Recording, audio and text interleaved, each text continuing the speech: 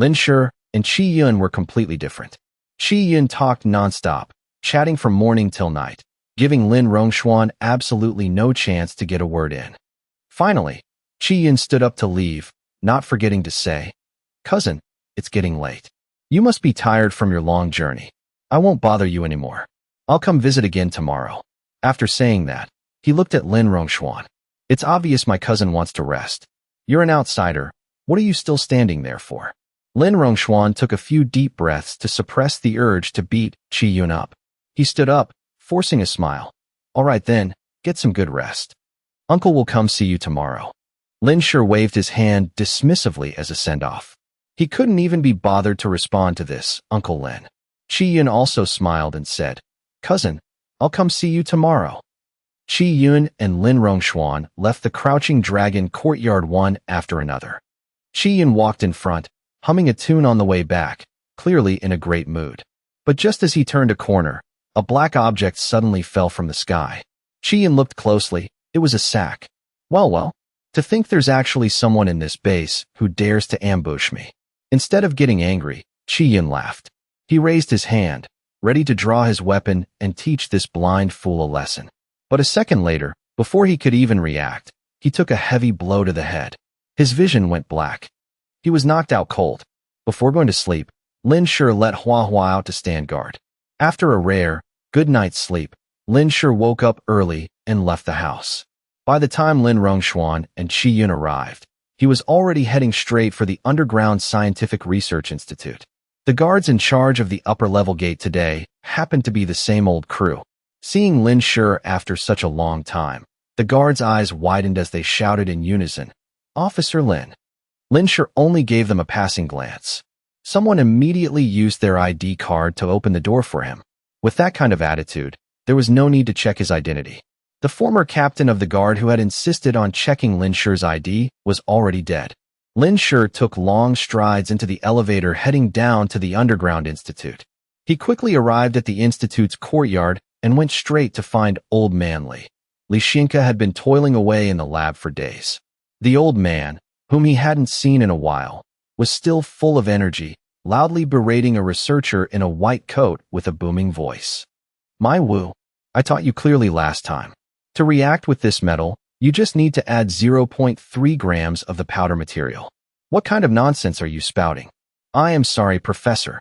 My hand slipped a little." "Your hand slipped? Do you have any idea how precious these materials are, and your hand just slipped? They recently found a Tier 6 origin beast up there, and no one has even been able to kill it yet. If you mess up one more time, don't bother working here anymore. I'll tell that brat Lin Tianrui to throw you into the origin beast hunting squad." The scolded man kept his head down, repeatedly promising it wouldn't happen again, while secretly cursing in his heart. Your hand slipped last time too. But he didn't dare say that out loud. Otherwise, he'd really be reported to the hunting squad immediately. Cough, cough. Arriving at the scene, Lin Shi stood behind Li Xinke and let out a light cough. Li Xinke was still too immersed in the joy of lecturing his student to hear anything. Only the researcher with his head bowed noticed. He peeked behind Li Xinke, and his eyes lit up when he saw Lin Shi. "Professor, behind you." Li Xinke turned around. Seeing it was Lin Shi, his eyes widened, instantly forgetting about lecturing his student. "What are you doing back here?" Lin Shi's lips curled up slightly as he casually said, "Just got back yesterday. I came back this time because I need your help with something." Seeing Lin Shi's fox-like smile, Li Xinke had a strong feeling that it was nothing good. Sure enough, a second later, Lin Shi said, "Help me forge a batch of origin weapons. The more, the better. No less than 100. Cough, cough, cough. How many did you say? Say that again." Li Xinke choked on his spit. 100. The more the better. Li Xinke turned his head and glared at the student who was trying to sneak away. He grabbed the student and dragged him out. "You little brat, trying to run? Go redo that experiment with me." The kid was clearly trying to slip away. Knowing Li Xinke's temper all too well, Lin Shi spoke up from behind. "I brought Tier 7 materials." Li Xinke, who was storming out, suddenly stopped in his tracks. "Tier what?" "Tier 7 materials." Lin Shi calmly repeated himself. In the current research institute, the highest grade materials they had were only Tier 5. Tier 6 was the highest level origin beast the government base had discovered so far, and it was still in the planning stages for a hunt. The moment Lin Shi arrived, he bumped the materials Li Xinke had been dreaming of up by a whole tier. Tier 7. Li Xinke immediately let go of his student and rushed back to Lin Shi. Grabbing Lin Shi's arm, he demanded, "You killed a Tier 7 origin beast. Where are the Tier 7 materials? You brat, can you actually solo a Tier 7 origin beast now? Right, you left in such a hurry last time. I didn't even get to ask you. What abilities do you get after Tier 6? You have to do a full physical exam this time. Don't even think about running, you brat." Li Xinke immediately tried to drag Lin Shi to another lab. Lin Shi only thought for half a second before deciding to follow Li Xinke. Li Xinke just wanted to do a full body scan and draw a few vials of his blood to see how Lin Shi differed from a normal person now. Lin Shi also wanted to know how he differed from a regular evolver at this point. But reality and expectations were vastly different. When the researcher brought out the thickest, sharpest needle and poked Lin Shi's skin, the needle simply bent. Lin Shi stopped Li Xinke from letting the researcher grab a seventh needle. "Keep this blood to upgrade your equipment, then you can draw it later. Let's get down to business first." Li Xinke was furious, feeling that researching Lin Shi was even more important than Tier 7 materials. But he also knew he wasn't getting any blood today, so he had to pivot. "Where are the Tier 7 materials you mentioned? You brat, coming here empty-handed. Are you trying to trick this old man?" Lin Shi glanced at the lab full of scientific equipment and said to Li Xinke, "Take me somewhere I can put the materials." Although Li Xinke didn't know what materials Lin Shi had, he still led him to a temporary special materials storage warehouse. "Here we are, kid. Hurry up and take out your stuff. Don't waste this old man's time." Despite saying that, he still stared intently at Lin Shi, clearly looking forward to what Lin Shi would take out. Lin Shi was used to this old man's stubborn mouth. Pointing to a corner of the room, he said, "Look over there." Li Xinke turned to look. The corner was empty. "What's there? You brat, are you trying to trick this old man?" But when Li Xinke turned back, a massive black python corpse suddenly appeared in the empty warehouse. Even though the python was dead, its massive corpse and immense pressure still made Li Xinke tremble slightly. This is a level 7 origin beast corpse. I've checked it. The snake's skin and bones are all materials. Li Xinke was stunned. Lin Shi pulled him closer to the snake corpse, pushed open the snake's mouth, and used his mind to take out the corpse of a giant crocodile from inside. Seeing the giant crocodile corpse, the shock in Li Xinke's eyes immediately gave way to the fanaticism of a scientist. Li Xinke's eyes widened. "I hunted both of these in the Amazon rainforest." Lin Shi knew these two giant beast corpses weren't just materials. They likely held immense research value for Li Xinke. Therefore, he didn't process them himself, but took them out whole. Li Xinke couldn't take his eyes off the giant crocodile. The crocodile corpse was quite intact, not yet digested by the giant python. Unlike the shriveled python, it looked like a well-preserved specimen. Ignoring Lin Shi, Li Xinke rushed to the side of the giant crocodile, examining its entire body, muttering professional terms that Lin Shi couldn't understand. "Is this a gene mutation? A genetic mutation during evolution?" Seeing Li Xinke's fanatical enthusiasm, Lin Shi stored an unnoticed level 7 poisonous spider back into his spatial dimension, preventing old man Li from accidentally touching it and getting poisoned, a scenario that was entirely possible right now. Lin Shi patted Li Xinke's shoulder. "What are you doing? Can't you see I'm admiring a miracle of genetics?" Li Xinke had obviously forgotten about Lin Shi and spoke angrily at being interrupted. It wasn't until he felt the slight pressure from Lin Shi behind him that he remembered who he was talking to. "You want to use these two corpses to make new origin weapons?" "Yes. Make me at least 100 origin weapons. Preferably swords. For the swords, make the blades a bit wider." Lin Shi didn't hold it against the old man, clearly stating his requirements for the origin weapons to Li Xinke. "But my people need to research these two corpses for a while." Li Xinke regained his senses. "Research is fine, but you know my time is very tight," Lin Shi said seriously. If Li Xinke researched for 10 days or half a month, it would be fine, but if it took several months or even half a year, he couldn't wait. "It won't take long. Once my people finish taking samples, we can start forging the origin weapons." But, can we take a small portion of the materials as payment this time? Li Xinke rubbed his hands, afraid Lin Shi would disagree, and added, you won't need to use contribution points to exchange for other metal materials. How about that? Lin Shi nodded.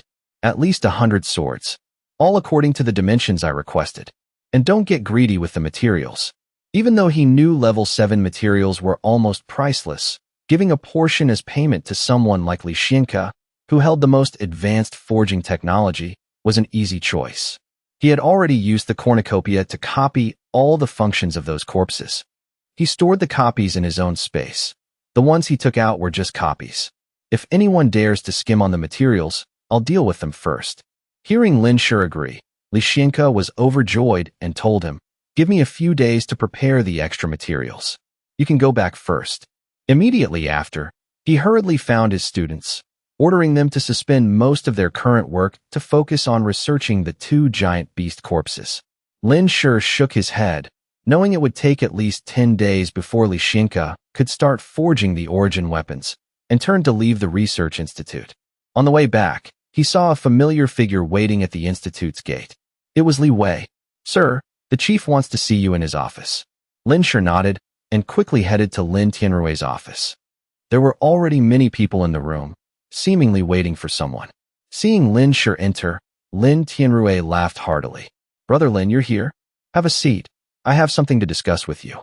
The others in the room turned to look at him when they heard Brother Lin. Among them were familiar faces like Wang Chao, Qin Shuang, Chen Xiang, and even Wu Xingli, whom he had met once before joining the base, as well as some people he didn't know. Only one person's appearance surprised Lin Shi, Dai Xiaodai. It was indeed the woman he met in the underground shelter in the capital, the one he had promised to take home. Why was she here? Moreover, Lin Shi noticed she had broken through to level 5. Officer Lin. Everyone in the room had different expressions. Lin Tianrui immediately introduced him. This is our base's honorary officer. I'm sure you all know or have heard of Lin Shi's name. Brother Lin, these people joined the base while you were away. This is Wu Xingli, Qian Kuanyu, and this is Dai Xiaodai. Lin Tianrui introduced them one by one.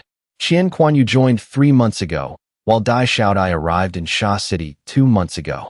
When introducing Dai Xiaodai, she looked at Lin Shi with a cold gaze. That gaze was completely different from the respect of the others. It was complex, like looking at a heartless lover. Clearly, Dai Xiaodai knew Lin Shi. With the strong mental power of everyone present, no one missed the tense atmosphere. Everyone secretly guessed the relationship between them. Qian Kuanyu, who originally intended to pursue Dai Xiaodai since they both recently joined, immediately dropped the idea after witnessing this scene. Fighting over a woman with Lin Shi? Did he have a death wish? Even if Dai Xiaodai and Lin Shi had no special relationship and just knew each other, Qian Kuanyu wouldn't dare make a move. Who alive today didn't know who to respect? He didn't dare gamble with his life. Even the newcomers to the base knew who they shouldn't offend. Lin Tianrui's highest rank was S, but Lin Shi was absolutely at the SS level. Qin Shuang noticed the discord between Lin Shi and Dai Xiaodai. Her gaze became complex. Over the past few years, Qin Shuang had fully matured, beautiful, glamorous, and commanding. In the base, she always maintained the image of a cold, decisive queen who punished without mercy. Outside of work, no one had ever heard of her being friendly with anyone. Rumor had it that Qin Shuang and Wang Chao were currently the 2 people with the highest chance of breaking through to level 6 in the base. In fact, her breakthrough speed might even be faster than Wang Chao's. Her incredible strength and youthful, beautiful appearance made her the dream girl of countless men in the base, from evolvers to soldiers. For Qin Shuang to reveal such emotions, it was likely only a young and powerful expert like Lin Shi could make it happen. The people present kept their heads down. They immediately associated this with the relationship between Lin Shi and Qin Shuang. The 2 were the same age and must have known each other from the start. Some even imagined a love triangle between Lin Shi, Qin Shuang, and Dai Xiaodai. However, they were overthinking it. The complex look in Qin Shuang's eyes when she looked at Lin Shi had nothing to do with romantic feelings. As for Lin Shi, he was only briefly surprised when he saw Dai Xiaodai. Even though the memory of Dai Xiaodai stripping and jumping into his bed that night just to get him to take her home was still fresh in his mind, It was just a unique memory in his life. More than 2 years had passed. Everyone had their own fortuitous encounters. If he could find mutated plants, others could have their own luck, finding mutated plants to eat and level up. She was currently only level 5, not enough for him to pay much attention to. With her increased strength, traveling from the capital to Sha City made sense. Therefore, Lin Shi wasn't too curious about Dai Xiaodia's sudden appearance in Sha City. As for the scrutinizing gazes from around him, Lin Shi didn't care at all. As long as they weren't malicious, they were all the same to him. Wang Chao quickly pointed out a seat for Lin Shi. All right, everyone is here, so I'll talk about this operations plan. Brother Lin, you just need to listen. You have a lot of experience hunting origin beasts, so you can give us some advice, Lin Tianrui said. Lin Shi nodded without saying a word. Here's the situation. Our origin beast hunting route has advanced to Yu country. Recently, a beast horde led by a level 6 origin beast king was discovered in Yu country. Our people scouted it up close. It's a level 6 mutated kangaroo with extreme jumping ability and terrifying strength. To deal with this beast horde, we must eliminate the beast king first. Everyone here is a level 5 combatant of the base, so we need to discuss a strategy to deal with this origin beast. Hearing about a level 6 origin beast, everyone turned serious and began discussing earnestly. Lin Shi listened for a while. They simply wanted to use various tactics combined with the origin power-blocking drug developed by the base to attack, kill the Beast King first, and then wipe out the horde one by one. A beast horde without a beast king is like an army without a general. Lacking coordination and tactics, their strength would drop significantly. However, the beast king would definitely be in the middle of the horde, and the horde Lin Tianrui mentioned had thousands of beasts, including several level 5s and a massive number of level 4s. How to lure the Beast King into a trap. This problem had to be solved first. Everyone discussed a few plans, but they either involved using people as bait or would increase the casualty rate. Lin Tianrui wasn't very satisfied with any of them. Lin Tianrui looked at Lin Shi's calm face and asked, Brother Lin, do you have any ideas? As soon as the question was asked, the office fell dead silent. Everyone stared at Lin Shi. Lin Shi raised an eyebrow. Where's the exact location? It doesn't need to be this complicated. The time spent sitting here discussing strategies is enough for me to fly to Yu country and back. It's not that far anyway. What plan do I need to deal with origin beasts? Basically, just wipe them out. In the face of absolute power, schemes are just window dressing. Lin Shi suddenly thought of a pretty good idea. I'm fast, and Yu country is close. How much time does a round trip take? Hunting origin beasts one by one also takes a lot of time searching and traveling. Lin Tianrui's side doesn't lack conventional combatants. Searching for origin beast hordes is more efficient than me doing it alone. Let Lin Tianrui's people find them, and I'll go kill them. Wouldn't the efficiency skyrocket? Besides, I've been idle at the base these past few days. Lin Shi glanced at the cornucopia interface. He still needed over 40 million origin beasts. It was a long and arduous journey. If the others knew what Lin Shi was thinking, they would definitely be utterly shocked. Lin Tianrui took out a map from behind his desk and pointed out the location to Lin Shi. Currently, the origin beast horde is active in this area. I left a few elite subordinates further away to monitor their movements with equipment. Wait a moment. Lin Tianrui took out his walkie-talkie to ask the captain of the scouting team monitoring the horde for the exact location of the horde, then turned back to tell Lin Shi. Brother Lin, do you see any terrain nearby that could be useful for hunting the origin beasts? Lin Tianrui thought Lin Shi wanted to use the terrain to his advantage. Everyone looked at Lin Shi expectantly, hoping he would come up with an effective plan. Got the location. Lin Shi stood up, walked straight to the door, and vanished in an instant, leaving only one sentence behind. It's just a level 6 origin beast, no need to overcomplicate things. You guys just wait here. Where did Officer Lin go? Everyone rushed out of the office. Wang Chao, with his sharp eyes, looked toward the horizon where a black that was rapidly disappearing and said, he flew away. Whoa, could it be that Officer Lin gained the ability to fly after reaching level 6? Qian Quan had never seen Lin Shi fight. Regarding Lin Shi's abilities, Lin Tianrui and the others who knew kept it a secret and wouldn't brag about it carelessly. It really is the ability to fly. Where is Officer Lin going? Is he going to the scene to check the terrain? It's 4,000 kilometers from here to Yu country. Qian Quan was truly envious. In this environment, the surviving origin beasts couldn't fly. The ones that could fly were all dead. Wasn't having the ability to fly basically being invincible? How naive. Lin Tianrui, Wang Chao, and the others who had witnessed Lin Shi in action knew that Lin Shi's ability after reaching level 6 was weapon control. Flying was just a derivative ability of Lin Shi's current power. Right now, Lin Shi's speed and abilities had far surpassed their comprehension.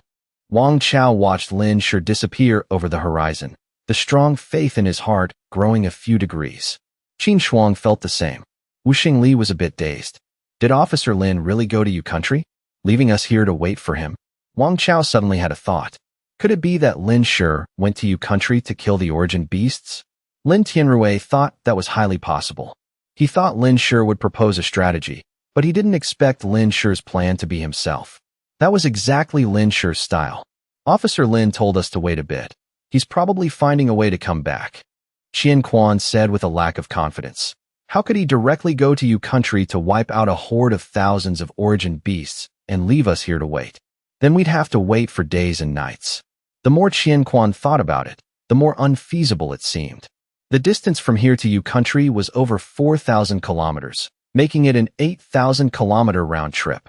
Plus the time to kill the origin beasts, no matter how you calculated it, it would take at least a few days. If it were them, it would be at least 2 or 3 months of work, and they might not even succeed. Many people shared Qian Quan's thoughts. Wang Chao and Lin Tianrui exchanged glances, clearly guessing each other's thoughts. Let's go back to the room. Since Brother Lin told us to wait, we'll wait. Lin Tianrui led everyone back into the office. The atmosphere suddenly became heavy.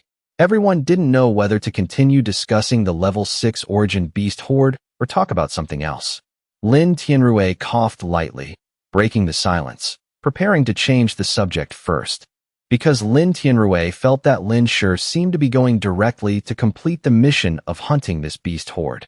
Continuing to discuss strategies would probably be a waste of effort. Therefore, he shifted the topic to daily matters. Xiaodai, you just arrived at the base. Are you getting used to it? Lin Tianrui highly valued Dai Xiaodia's ability. It was the ability to make origin beasts willingly get close to her. 2 months ago, Dai Xiaodai and a few high-level origin beasts traveled south and joined the base. Seeing Dai Xiaodai, Lin Tianrui couldn't help but think of Lin Shi 3 years ago. At that time, Lin Shi also had the Demon King and other beasts by his side. Actually, Lin Tianrui had once guessed if Lin Shi also had some special talent in taming origin beasts. After learning about Dai Xiaodia's ability, Lin Tianrui felt like he had found the answer. Of course, Dai Xiaodai could only be compared to the Lin Shi of 3 years ago, not the current Lin Shi. Dai Xiaodai nodded politely. I'm used to it. The living environment here is very good, and everyone is very nice to me. I like it here a lot. That's good. Qinxiang, when you're free, take Xiaodai out for a walk. Familiarize her with the environment around the base. Lin Tianrui assigned Qinxiang. Qinxiang was originally the captain of the base's Special Forces team and was currently a level 5 evolver. After the apocalypse, as the levels of origin beasts got higher, it was no longer difficult for humans to evolve rapidly. The Scientific Research Institute had long discovered that absorbing the flesh and blood of origin beasts higher than one's own level could strengthen mental power. Currently, there were many level 4 origin beasts. A level 3 evolver only needed to kill and eat a level 4 origin beast to quickly evolve to level 4. Last month, Qinxiang used his accumulated contribution points to exchange for a chance to hunt a level 5 origin beast from the base, and thus evolved. Level 5 strength was already at the top tier in the base. Qinxiang answered decisively, Yes, Chief. No need. Dai Xiaodai immediately rejected Qinxiang's agreement. I don't need anyone to guide me. I can just walk around by myself. With Xiaobai and the other beasts with me, I can go anywhere without a problem. Dai Xiaodai had a level 5 white fox named Xiaobai. Dai Xiaodia's life was saved by a white fox. Over 2 years ago, the day Lin Shi left the capital, despite being bluntly rejected by him, Dai Xiaodai stubbornly followed Lin Shi out of the underground shelter. As a result, she collapsed from exhaustion in the snow. The white fox discovered her and took her back to its cave.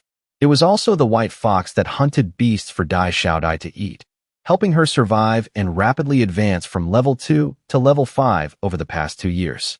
Later, Dai Xiaodai discovered her ability, saved a few injured beasts, raised them, and then slowly traveled south to Sha City. If Lin Shi and Lin Siyuan knew about this, they would find Dai Xiaodai's ability very similar to Lin Siyuan's. The only difference was that Dai Xiaodai was much luckier than Lin Siyuan. At first, Lin Siyuan had met a level 1 golden retriever that was very close to him.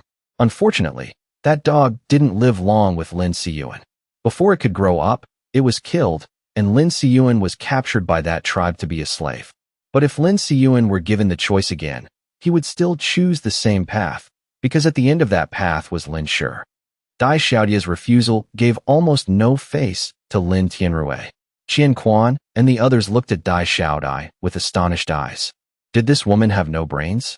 Couldn't she just casually agree to such a trivial matter? If she really didn't want to go, she could secretly refuse later. Yet she embarrassed so many people, directly rejecting 2 level 5 evolvers. One of them was even the base chief. Wasn't this deliberately provoking people?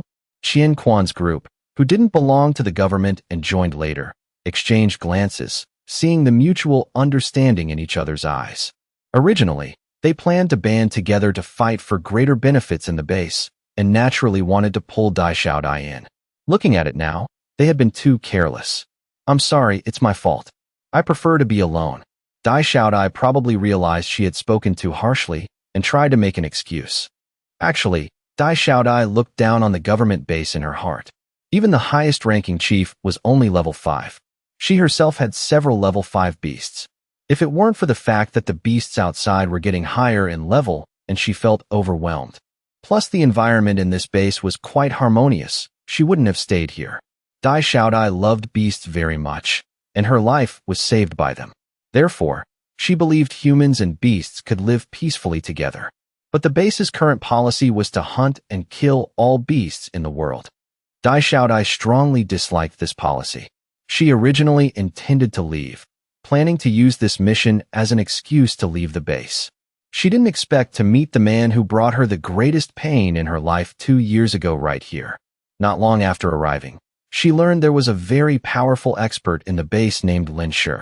Even the policy of exterminating the origin beasts was proposed by Lin Shi. But Dai Xiaodai never expected this Lin Shi to be the same person she met 2 years ago.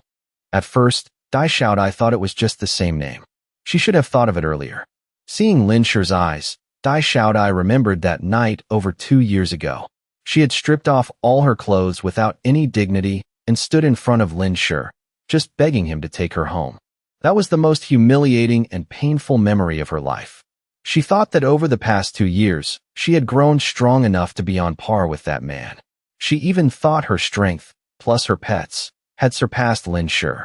After all, when Lin Shi was in the capital's underground shelter, many people thought he was only level 5. Dai Xiaodai thought so too. Over the past 2 years, Dai Xiaodai thought Lin Shi had probably died somewhere. That way, she wouldn't have to face that humiliation again. She didn't expect the world to be so small. The person she least wanted to see was right here.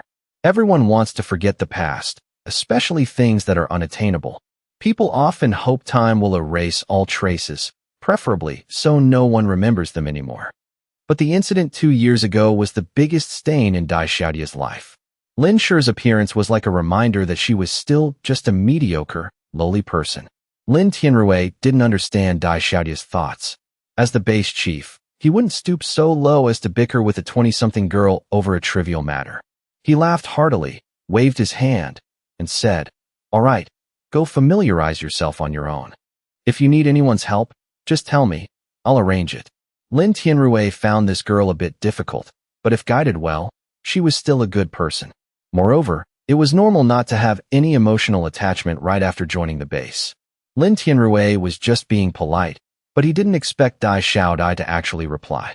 "Anyone is fine." Lin Tianrui froze for half a second. The words were already spoken. It was hard to take them back. He had to reply, "As long as it's someone in the base, yes. Then I want Lin Shi to go with me." Dai Xiaodai's eyes shone brightly, her tone resolute. Hearing this, everyone looked at Dai Xiaodai. Many almost couldn't keep a straight face. Even Lin Tianrui looked awkward. In this base, Lin Tianrui could order anyone around, except Lin Shi. With Lin Shi, he could only negotiate, not give orders. He even had to cater to his opinions. Let me talk to Lin Shi and see. Whether he agrees or not depends on him. Lin Shi was always very easy to talk to in the base. Plus, Lin Tianrui saw that Dai Xiaodai seemed to know Lin Shi, so he didn't give a definitive answer. But someone in the office was unhappy. Qin Shuang, who had been silent, suddenly spoke up. Lin Shi is very busy and doesn't have time to accompany you. How about I go with you? Since they were both women, having Qin Shuang show Dai Xiaodai around the environment was ideal. But Lin Tianrui thought of Qin Shuang's aloof personality and her dislike of getting close to others, so he didn't mention her. Now hearing Qin Shuang volunteer, those who knew her were a bit surprised. Unfortunately, Dai Xiaodai flatly rejected Qin Shuang. I don't need anyone else, only Lin Shi. Heh, Qin Shuang sneered and said bluntly, who do you think you are, that you can have whoever you want accompany you? They say women are sensitive. Dai Xiaodai looked Qin Shuang up and down a few times, frowned, and said, what is your relationship with Lin Shi? I want him to accompany me, and you're unhappy? Qin Shuang still didn't answer, saying coldly, Lin Shi is the base's god of war, busy with the survival of humanity. He doesn't have time for trivial matters with women. I haven't even asked him yet. How do you know he doesn't want to? What is your relationship with Lin Shi that you can decide for him? Dai Xiaodia's voice rose a few pitches, raising her chin, refusing to show weakness as she retorted. She had noticed Qin Shuang early on and realized the way Qin Shuang looked at Lin Shi was very different. But so what? Dai Xiaodia's words made Qin Shuang pause. That's right. On what basis did she assume Lin Shi wouldn't want to spend time with Dai Xiaodai? What relationship did she have with Lin Shi to decide for him? Qin Shuang's face turned ugly. The closest relationship between her and Lin Shi was Lu Siyue, her biological mother, who was also Lin Shi's adoptive mother. But regarding the past life-saving grace, Lin Shi had told Qin Shuang many times that they were even. Moreover, after learning what Lu Siyue had done over the years, Qin Shuang felt Lin Shi would never acknowledge Lu Siyue as his adoptive mother. Even sparing Lu Siyue's life was only due to a bit of childhood affection. Qin Shuang always knew in her heart that she only saw Lin Shi as a younger brother. Just as Dai Xiaodai said, she and Lin Shi had no relationship whatsoever. Dai Xiaodia's words clearly hurt Qin Shuang. Qin Shuang clenched her fists, her face grim. Seeing Qin Shuang's expression as if she had hit the mark, Dai Xiaodai smiled mockingly. When Lin Shi comes back, I'll ask him myself. I don't need your help. The atmosphere in the office suddenly changed. Everyone felt the tension, like drawn bows and unsheathed swords. Was this a fight out of jealousy over Officer Lin? All right, it's a small matter, but we still have to see what Lin Shi wants. Lin Tianrui quickly changed the subject, turning to look at Wang Chao. Wang Chao, the base recently hunted 2 level 5 origin beasts. Currently, there are a few people in the base whose contribution points meet the requirements for level 4 evolution. Make a list and have them complete the exchange as soon as possible. We urgently need high-level combatants. Yes, Chief. Lin Tianrui continued to ask about the work progress of the others. Suddenly, Lin Tianrui's walkie-talkie rang. Lin Tianrui answered it. Reporting to the chief, our detectors found some object flying past from high above. It was a message from the scouting team in Australia, the team monitoring the beast horde led by the level 6 kangaroo. Flying past from high above, Lin Tianrui was slightly startled, remembering that Lin Shi had just flown away not long ago. He hurriedly sent a message back to ask, did you see a man in white clothes? Reporting to the chief, the equipment recorded an object moving, but we couldn't see clearly what it was. We only know it's a creature, and its speed is extremely fast. Lin Tianrui was about to ask when the walkie-talkie received a new message. Reporting to the chief, it's a person. He's slaughtering the level 6 beast horde. Reporting to the chief, he killed the level 6 kangaroo king. Reporting to the chief, he wiped out the entire beast horde. Reporting to the chief. 2 minutes later, before Lin Tianrui could even ask, the walkie-talkie vibrated continuously. Just reading those brief messages was enough to show the soldiers' terror. Even the scouting team captain, who was always known for being cautious, made a few typos when sending messages to Lin Tianrui. In just 2 minutes, a beast horde of thousands was wiped out, including the level 6 Beast King, the target they had spent half the day discussing plans for. Lin Tianrui didn't witness the scene through the scout's eyes, but through those brief messages, he could imagine how fierce the battle in Yu country 2 minutes ago must have been. Was Lin Shi really this powerful? Was this the strength of a level 8 expert?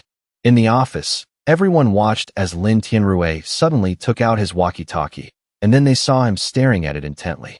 Lin Tianrui, who always maintained a calm demeanor, had his expression change constantly in just a dozen seconds. Everyone couldn't help but be curious. What news made Lin Tianrui change his expression like that?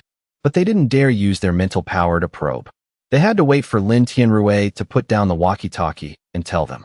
When the walkie-talkie stopped vibrating a few minutes later, Lin Tianrui finally breathed a sigh of relief.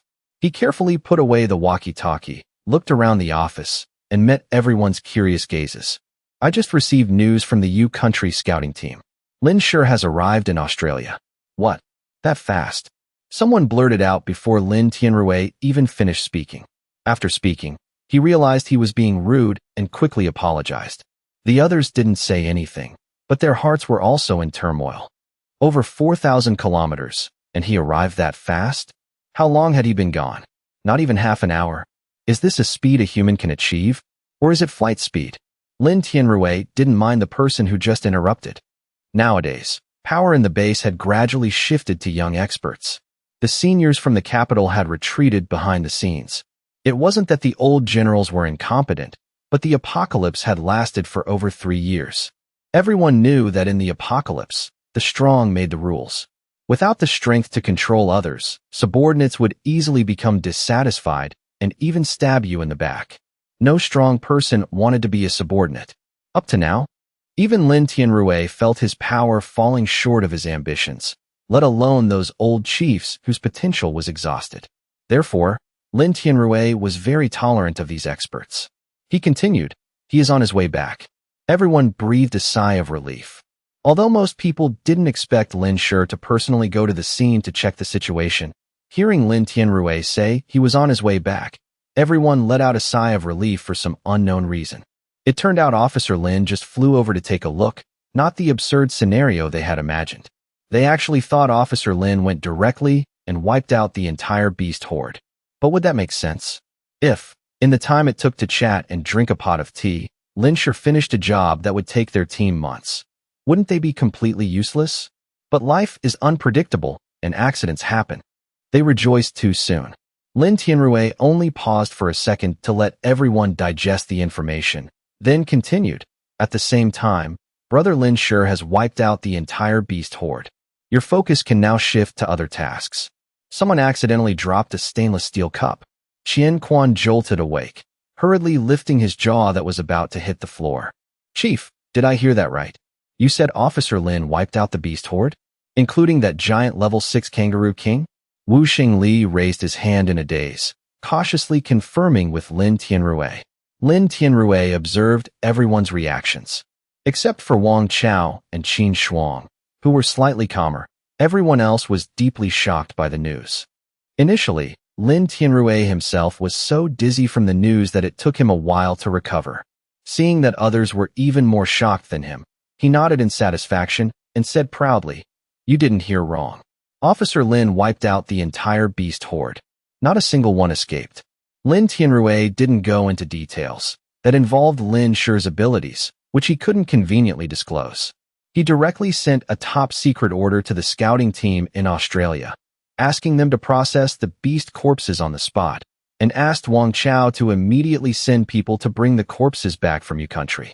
Thousands of beast corpses. Transporting them was also a massive project. Until the orders were issued and Wang Chao left to carry them out, everyone was still in a daze. Chief, is Officer Lin really level 7? This was a rumor they heard last month, but initially, they just treated it as a rumor. Level 6 strength was already far beyond them. Level 7, that was a whole different level. You have to know, most of them unlocked their level 5 genes not because of ability or talent, but entirely due to luck. As long as they swallowed a level 5 beast, an evolver below level 5 would have the chance to advance to level 5. In the wild, beasts also fought and ate each other. Therefore, Picking up a lucky break, though rare, wasn't impossible. Like Lin Shi, he unlocked the level 7 gene.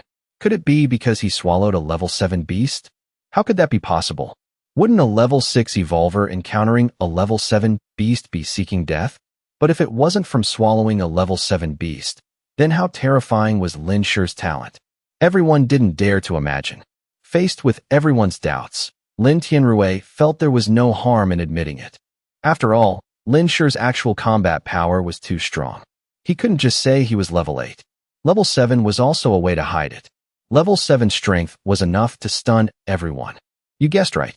Lin Shi has unlocked the level 7 gene. Lin Tianrui nodded in confirmation. Hearing this, many people took a deep breath. A hint of pride flashed in Qin Shuang's eyes, her goal to pursue becoming even clearer. Dai Xiaodai, however, had a different look in her eyes. But amidst the shocked crowd, no one noticed it. Lin Siyuan woke up and saw that Lin Shi was no longer in the room. Going down to the kitchen, he saw that Lin Shi had already prepared breakfast and left a portion in the pot, still warm. Lin Siyuan's eyes shone with emotion. He very seriously ate the entire breakfast, not leaving a single crumb. After eating, he washed the dishes, then looked for ingredients to cook lunch in the storage room. This was Lin Siyuan's second time at the Crouching Dragon courtyard, so he knew exactly where the food was kept. The cabinet was a bit high, so he had to use a stool to climb up and reach it. He took enough beast meat for both of them, then went back to the kitchen to boil water and cook the meat. Waiting for the meat to become tender, he carefully cut it into pieces. Just then, there was a knock on the courtyard door. Knock, knock. Lin Siyuan was startled. The knife in his hand slipped slightly, almost cutting his hand. His mental power couldn't scan the appearance of the person outside the door, proving that the person was stronger than him. Lin Siyuan went to the door and asked cautiously, "Who is it?" "Open the door, kid. I'm looking for my cousin." Hearing Qi Yun's voice, Lin Siyuan felt relieved and opened the door. But when he saw the person outside, he took a step back and asked warily, "Are you Uncle Qi?" Qi Yun was still dressed the same as yesterday, but his handsome face was now bruised and swollen, looking like he had been beaten up. Qi Yun touched his face, grimacing. "Yesterday, some insolent bastard dared to attack me on my way back. He hit really hard too. After a night, his face was still swollen." Qi Yun suspected it was that suspicious old man who came to Lin Shi's house yesterday to get close to him. Unfortunately, the other party was stronger than him. Qi Yun didn't know where he went today. Otherwise, he would definitely bring Lin Shi to get his dignity back. "Where's my cousin?" "Uncle went out very early today," Lin Siyuan replied. "Went out? Where to?" "Tell him to be careful of that guy from yesterday when he gets back. That person is up to no good." Qi Yun didn't want to ask Lin Siyuan about Lin Shi's whereabouts. Seeing Lin Shi wasn't home, he just gave Lin Siyuan a few instructions and turned to leave. Lin Siyuan watched suspiciously as Qi Yun left, then closed the door. But not long after, there was another knock. This time, Lin Siyuan didn't need to open the door to see clearly who had come. It was a woman. Lin Siyuan didn't open the door, but called out, "Who are you looking for?" Outside the door, Zhuanya heard a child's voice and was slightly stunned. Looking closely, it was indeed the Crouching Dragon courtyard. She then said, "Open the door. I'm looking for Lin Shi." In the office, everyone slowly accepted the fact that Lin Shi had reached level 7. They also gradually calmed down from the shock of Lin Shi returning after wiping out the entire Origin Beast horde. Bang! Not long after, a loud noise suddenly echoed from downstairs, like a heavy object falling. Immediately after, there was a commotion. Lin Tianrui took the lead and stepped out of the office to check. The others immediately followed. The crowd immediately saw a giant kangaroo lying sprawled on the empty ground below the dormitory, while Lin Shi leisurely descended from the sky, showing no signs of fatigue after returning from hunting beasts far away. If he were wearing traditional Han clothing, that aura would truly be astonishing. Is this that level 6 kangaroo king? Someone quickly recognized that the giant beast corpse lying downstairs was the level 6 kangaroo king they had just been racking their brains over to hunt. Looking at the powerful muscle curves on the giant kangaroo king's corpse, anyone could imagine its terrifying strength. But there was only one wound on the top of its head and no other injuries. Clearly, this level 6 kangaroo king was killed in a single blow. a level 7 expert, truly terrifying. Recognizing it was Lin Shi, Lin Tianrui immediately led everyone downstairs. Many people heard the noise and gathered around the courtyard, pointing at the giant kangaroo king corpse from afar. Lin Shi said to Lin Tianrui, "It's done." Lin Tianrui admired his high work efficiency, his eyes filled with appreciation as he looked at Lin Shi. "How do you plan to handle this origin beast?" A level 6 origin beast was a treasure all over. Just the materials alone were incredibly precious. But to Lin Shi, this thing was useless. His spatial dimension was still piled high with unused level 7 materials. This origin beast information was provided by the base, and you guys found it. So, I'll give it to you. Everyone's eyes widened. Lin Tianrui was also a bit surprised. Even though he knew Lin Shi probably didn't care about a level 6 origin beast now, using it for nurturing and taming would still be great.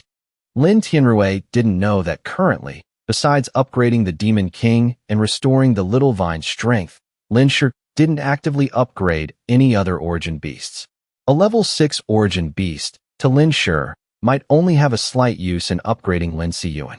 But in his spatial dimension, the level 7 origin beast meat was more than enough for Lin Siyuan to evolve to level 6. Therefore, a level 6 origin beast corpse wasn't of much use to Lin Shi. On the contrary, the base urgently needed a level 6 origin beast right now, because the base urgently needed a level 6 evolver. Otherwise, with the development of the base, the number of level 5 evolvers coming from outside was increasing. The base's strength simply couldn't suppress them. Not only did Lin Shi know this, but Lin Tianrui naturally knew it too. Otherwise, why would he mobilize all the strong combat personnel of the base to the office to discuss tactics, and even have Lin Shi hold the fort? This time, Lin Tianrui had originally set his sights on this level 6 Kangaroo King, but he didn't expect Lin Shi to eliminate it so easily. He had prepared a plan to find another level 6 origin beast, but he didn't expect Lin Shi to kill it and bring it back, and even want to give it to the base. Even a tough man like Lin Tianrui couldn't help but feel his eyes tear up. What Lin Shi did for the base might just be a small matter in his eyes, but to the base, it was an immense favor. So great that Lin Tianrui didn't know how to reward or repay this kindness.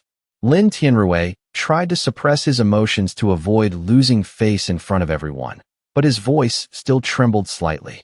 "Brother Lin, do you really want to give this level 6 origin beast corpse to the base?" Lin Shi nodded. "It can't be fake." Hearing Lin Shi's confirmation, Lin Tianrui repeatedly said, "Good. A great favor is hard to repay." In front of everyone, Lin Tianrui didn't repeat his thanks, but solemnly said, "On behalf of the base, I thank Brother Lin for your contribution." Lin Shi waved his hand. "Chief Lin, you're too polite. In the future, if you discover high-level origin beasts or large beast hordes, just let me know." Lin Tianrui quickly understood Lin Shi's meaning and nodded. This is a good idea. However, the details need to be discussed further. Among the people who followed Lin Tianrui down, someone asked, "Chief, can this level 6 origin beast be exchanged for contribution points?" A level 6 origin beast was a treasure that could help a level 5 evolver quickly advance to level 6. It was truly priceless. Previously, to encourage evolvers in the base to contribute, Lin Tianrui announced that everything collected could be exchanged for contribution points. Currently, the contribution point exchange list included almost all supplies in the base. According to the old rules, the corpse of this level 6 origin beast would definitely be added to the contribution point exchange list. Hearing this, everyone's eyes immediately turned burning hot. Which of the level 5 evolvers wouldn't want to advance to level 6? Going from level 5 to level 6 was a massive leap, and they could also awaken a new ability. This was a power that countless people yearned for. Moreover, besides Lin Shi, the first person to reach level 6 in the base would hold absolute power, hard to measure. This was a huge temptation for anyone. Lin Tianrui pondered for a moment and said, "It can be added to the contribution point exchange list. But this is the base's first level 6 origin beast, so the points required will be very high." Qian Quan hurriedly asked, "How much is needed?" He had only joined the base for over 3 months and had very few contribution points. Qian Quan secretly hoped he had enough points, even though he knew the chances were slim. A level 5 origin beast corpse already required at least 30 million contribution points. A level 6 would definitely be an astronomical figure. Lin Tianrui thought for a moment, then stated a number. 300 million points. Everyone simultaneously gasped. 300 million? Can it be 100 million? Oh my god. If I had known, I wouldn't have spent my contribution points so recklessly. Killing a level 3 origin beast and handing it and earned 280,000 contribution points. Level 4 was 2.8 million. Level 5 was 28 million. The base took a cut of the difference. Few people could hunt a level 5 origin beast alone. Usually, a group of people coordinated to hunt it and then split the contribution points. Of course, those who hunted the origin beast could use it themselves. The base didn't force them to hand it in. Qian Quan had risked his life hunting origin beasts for months, only accumulating over 10 million points. He had to give up the idea of exchanging for the level 6 origin beast and turned to ask Wu Xingli in a low voice.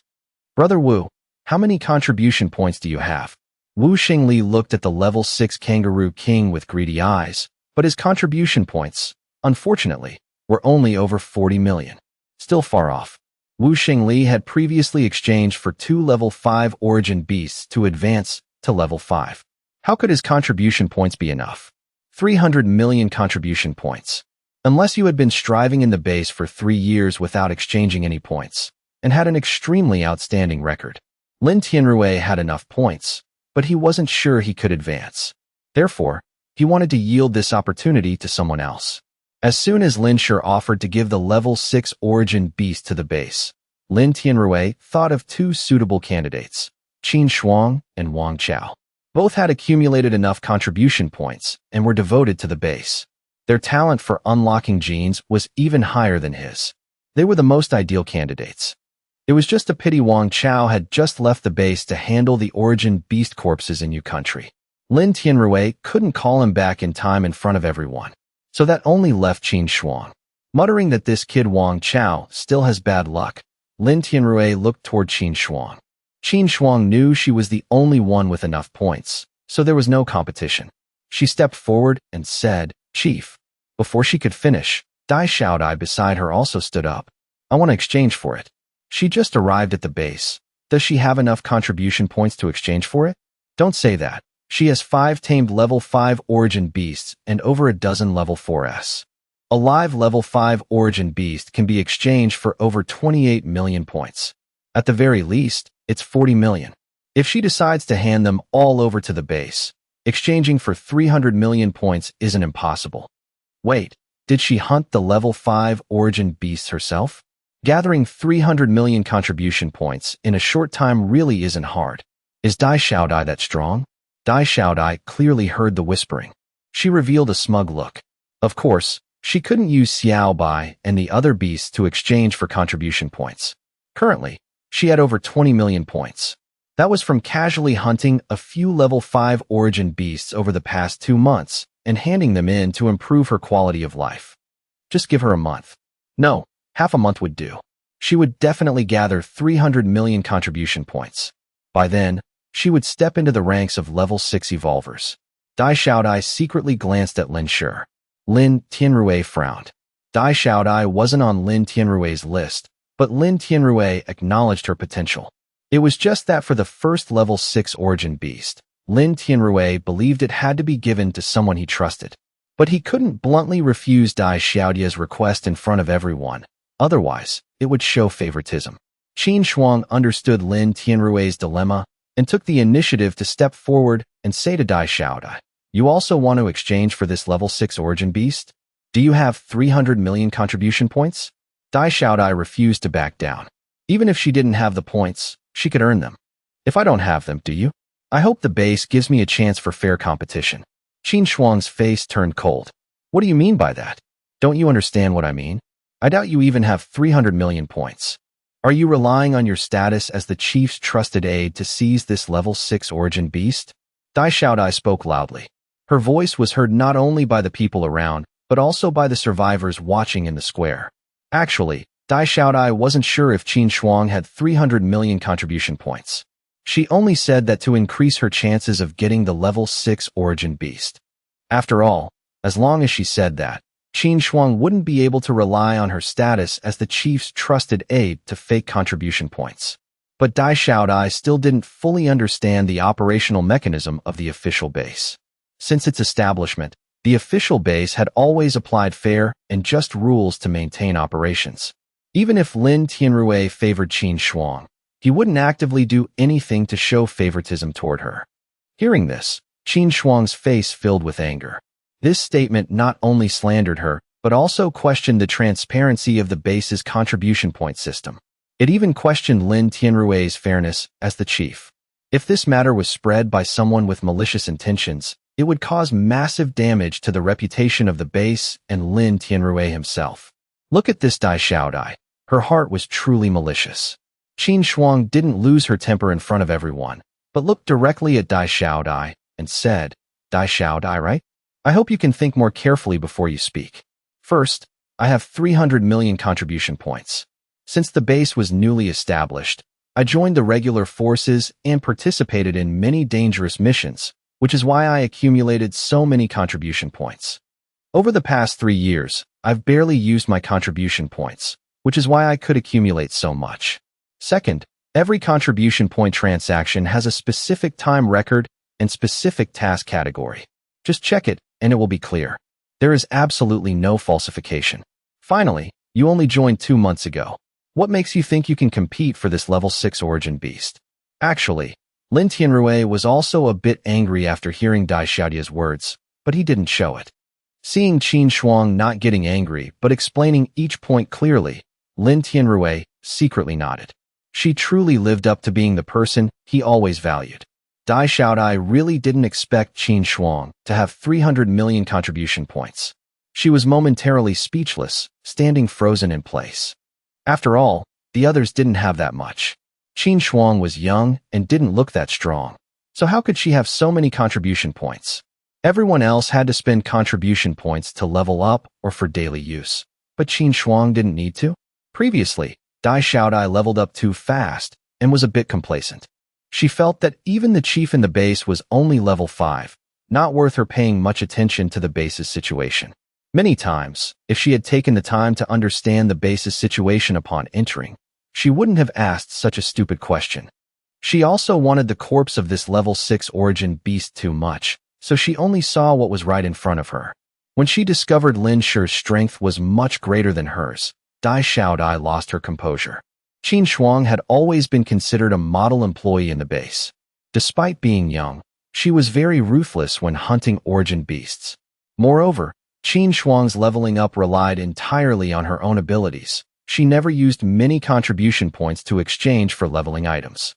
This wasn't just because Qin Shuang had extraordinary talent, but also because she thought that one day if Lin Shi needed a lot of contribution points to exchange for something, they might be needed. But currently, the base owed Lin Shi too much. If Lin Shi wanted to reorganize the base would clean itself up and offer it to Lin Shi. There was absolutely no need to use Qin Shuang's contribution points. Qin Shuang also understood this, which was why she stepped forward to offer to exchange for this level 6 origin beast. Finding no other excuse, Dai Xiaodai had to stubbornly say, "I can gather 300 million contribution points within a month." Qin Shuang sneered. "I already have enough contribution points now, and you'll only have them in a month.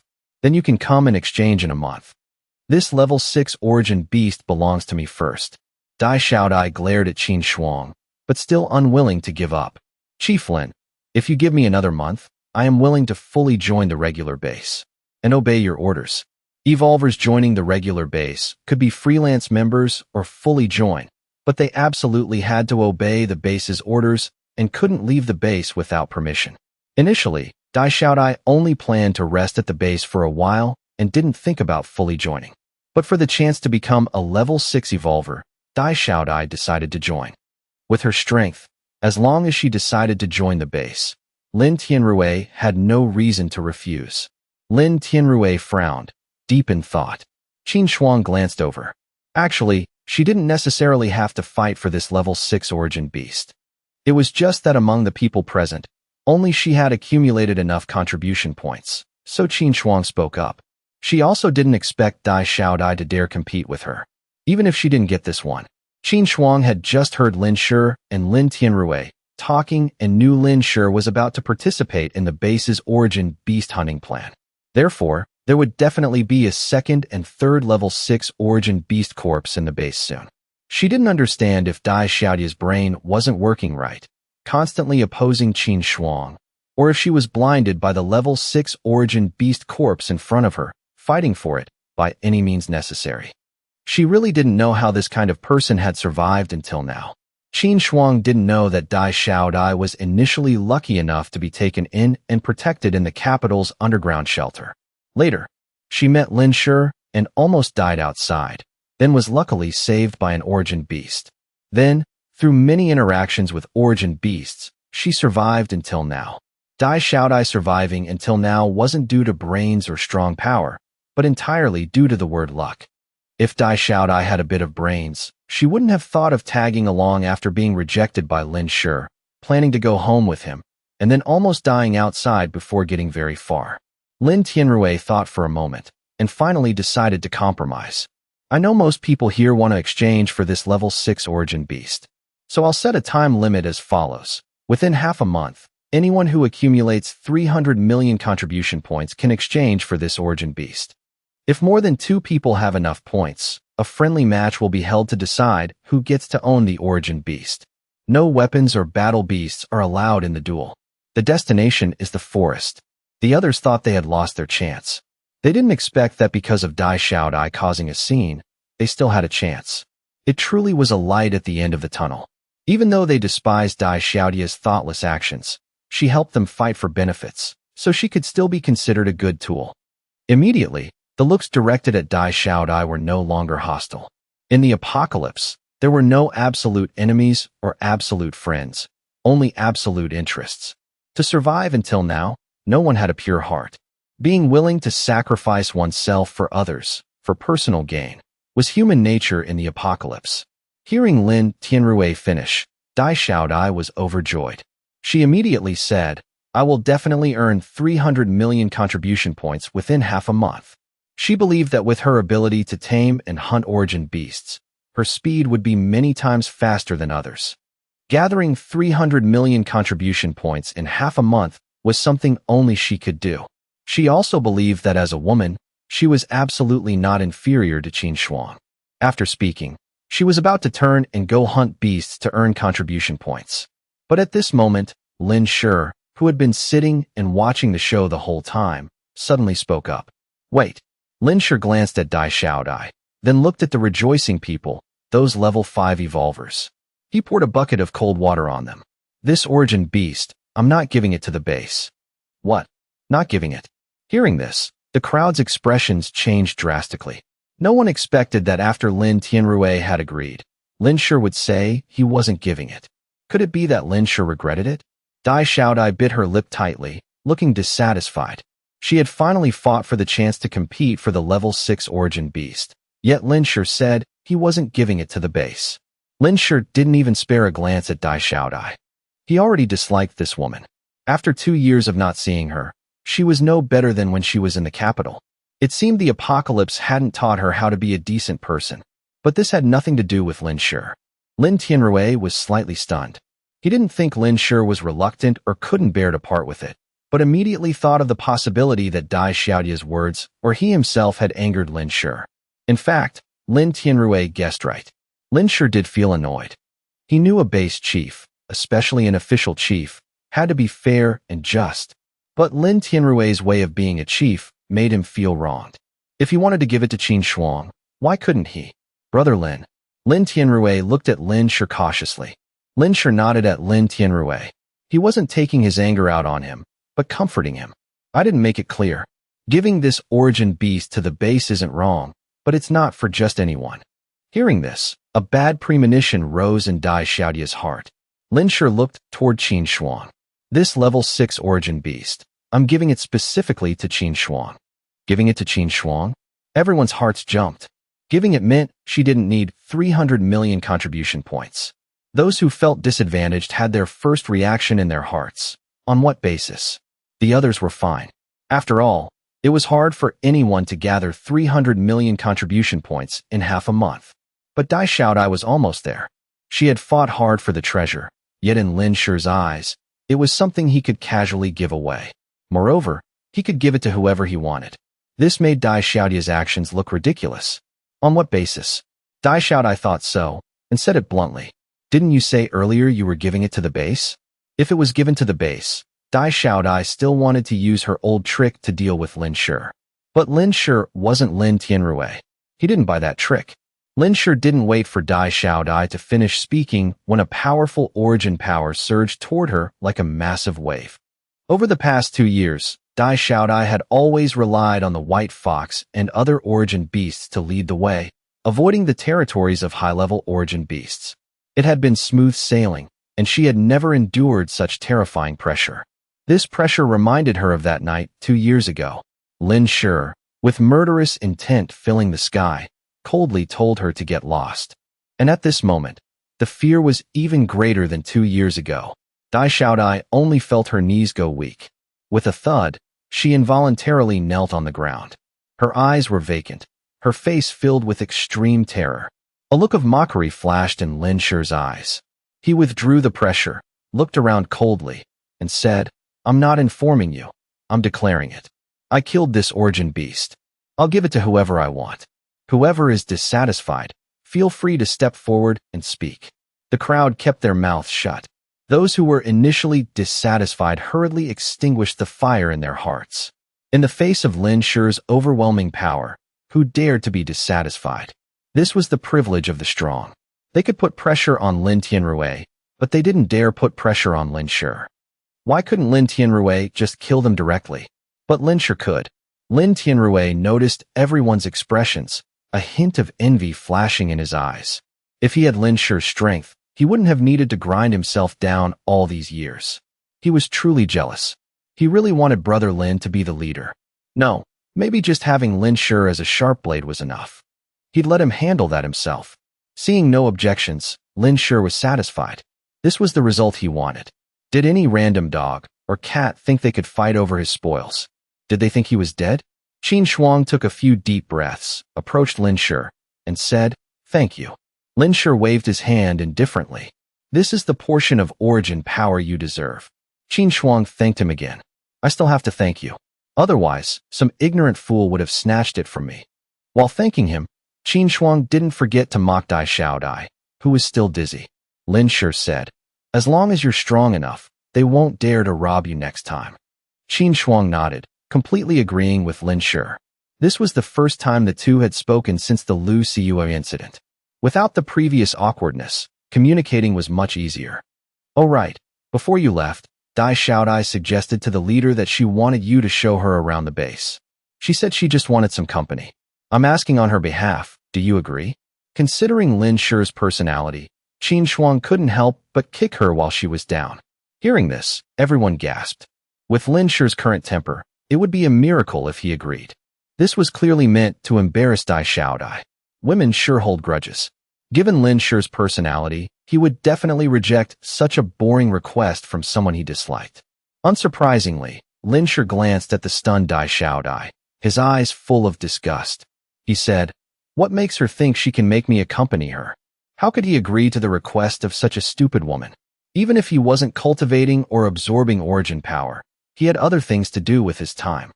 Who has time for such boring things?" With you saying that, I'm relieved. Qin Shuang smiled. The Ice Mountain Beauty's smile was truly stunning. Unfortunately, Lin Shi was someone who couldn't appreciate beauty. Everyone present heard Dai Xiaodai bite her lower lip so hard that she didn't even notice her nails digging into her flesh. At this moment, she only felt the disdainful and mocking gazes of everyone around her, laughing at her for overestimating herself. Dai Xiaodai scrambled to her feet and quickly ran out of the courtyard, leaving behind a surprised crowd and a satisfied Qin Shuang. "Let's go." Lin Shi didn't linger. He greeted Lin Tianrui and left. On the way back, his mental power accidentally swept over a low-level mutated plant. He originally planned to bring it back for the little vine to absorb, but he suddenly had a better idea, one he hadn't thought of before. Lin Shi wondered what would happen if he used his plant growth acceleration ability on the little vine. Previously, Lin Shi had only used this ability on unconscious mutated plants, mainly for that mutated plant that could bear metallic green fruits. Ever since he got the little vine, he had always treated it like an origin beast. From the very beginning, he had never thought of trying to use his plant growth acceleration ability on it. It was still early, so Lin Shi planned to find a place to test it out. When Lin Shi returned to the hidden dragon courtyard, Lin Siyuan was already asleep.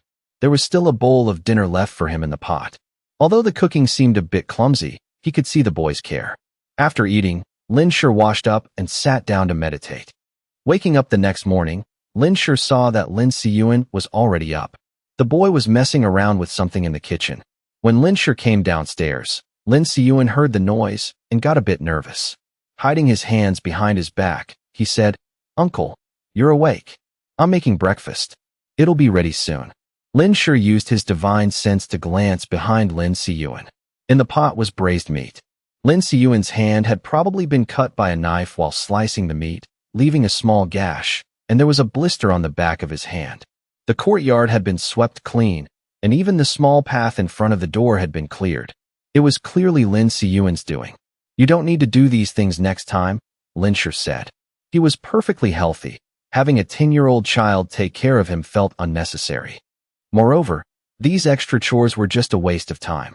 As long as he was in the base, there would be professional cleaners. Lin Siyuan lowered his head and said, "Uncle, am I really stupid? I'll definitely do better." "I don't think so. You just need to eat more of the beast meat I left in the storage and level up quickly. You don't need to do these trivial things." But even though Lin Shi said that, a hint of anxiety still flashed in Lin Siyuan's eyes. "I will do better," Lin Siyuan said earnestly.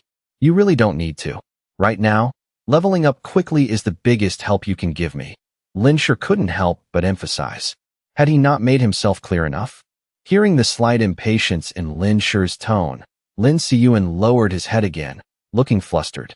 The boy's eyes were red, but he gritted his teeth to keep from crying. Seeing Lin Siyuan's expression, Lin Shi couldn't help but frown, feeling that something was wrong. Lin Siyuan wasn't usually this sensitive. "Did anyone come by after I left the house yesterday?" Lin Siyuan clenched his hands behind his back, not daring to hide anything. "Uncle Chi came by yesterday.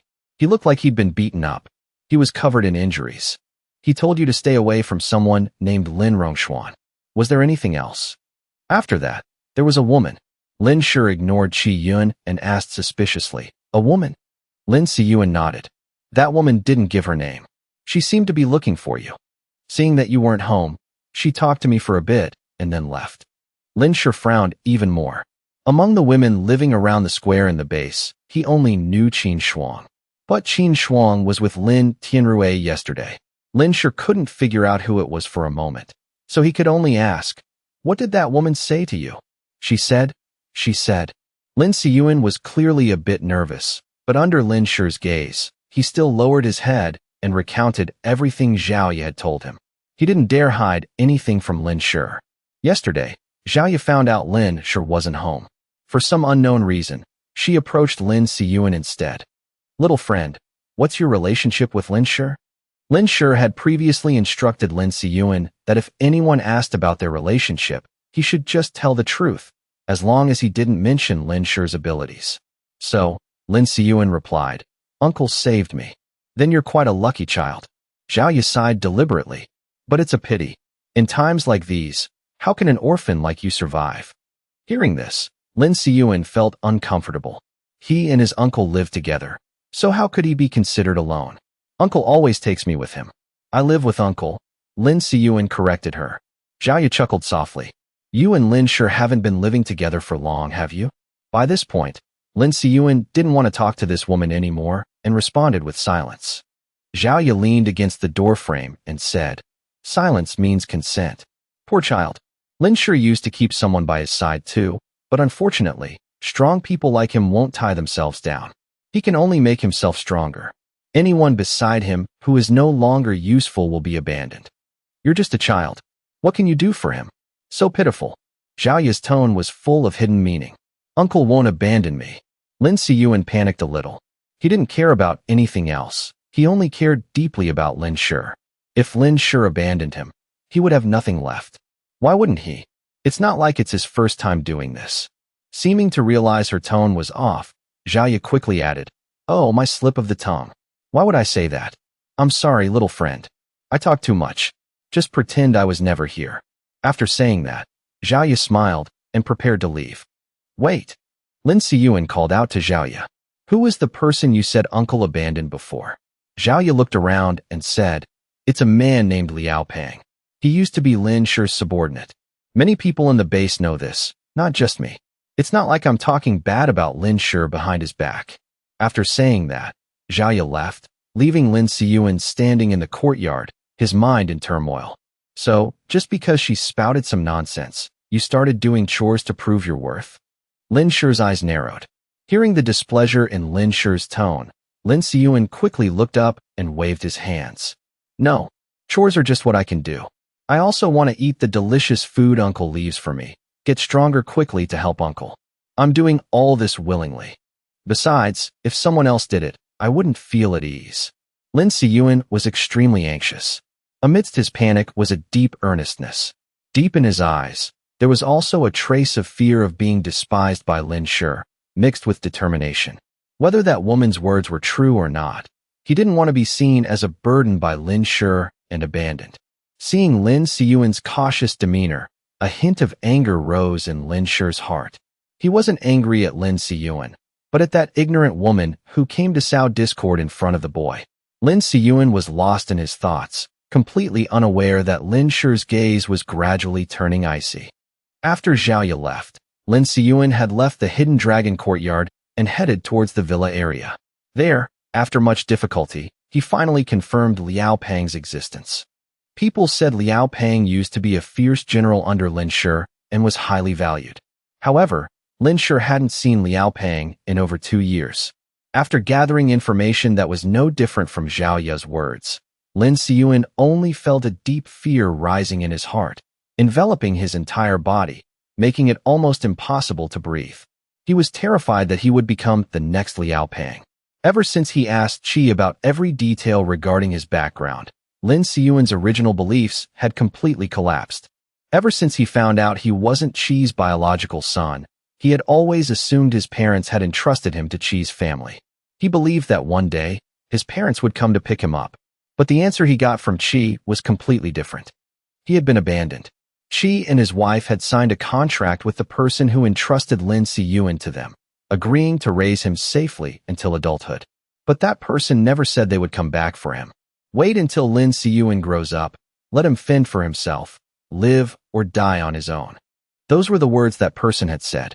On that day, Lin Siyuan's belief shattered. Many people survived because they feared death, but some lived for a certain belief. The moment that belief collapsed, the shock to a person was no different from death, especially for a child yearning for love. This was a cruel reality. At that time, Lin Siyuan was still clinging to the belief that Lin Shi would come to pick him up. He almost couldn't bear it, but then Lin Shi actually came to take him home. But what if Lin Shi abandoned him too? Without realizing it, Lin Siyuan had already made Lin Shi his new belief. Zhao Ye's appearance dealt a heavy blow to Lin Siyuan, no less than the shock of learning about his true background. Lin Shi looked at Lin Siyuan, who was growing paler by the second, a mix of pity and anger flashing in his eyes. He sighed, stepped forward, and gently patted Lin Siyuan's shoulder. Lin Siyuan looked up at Lin Shi, his eyes full of helplessness and confusion. Lin Shi's tone softened a bit. "Don't worry. As long as you don't betray me, I will absolutely never abandon you. You are very useful, so you don't need to do anything else to prove yourself. Don't listen to what others say from now on. If you have any questions, just ask me directly. Don't keep them bottled up inside." Tears welled up in Lin Siyuan's eyes. He tried to wipe them away, but the tears kept falling like broken beads, impossible to stop. "If you want to cry, just cry out loud." As soon as he finished speaking, Lin Siyuan threw himself into Lin Shi's arms, sobbing. Lin Shi didn't push him away. He just quietly let Lin Siyuan release his emotions. No matter how much he had been through, Lin Siyuan was still just a 10-year-old child. Lin Siyuan didn't know that his current state reminded Lin Shi of his past life's memories, when he lost his parents during the apocalypse. Back then, he was also lonely, desperately clinging to any ray of hope. If he hadn't been a fool, How could he have been deceived by Zhao Xiao and his gang for years without realizing it? Actually, deep down, Lin sure knew that Zhao Xiao and the others might just be using him, but at that time, he was too desperate for warmth and affection, even if it was fake. Lin Siyuan was the same now. He was so afraid of being abandoned that even if someone treated him just a little bit well, he would desperately hold on without hesitation. After crying for a while, seeming to realize what he was doing, Lin Siyuan hurriedly pulled away from Lin Shi's embrace.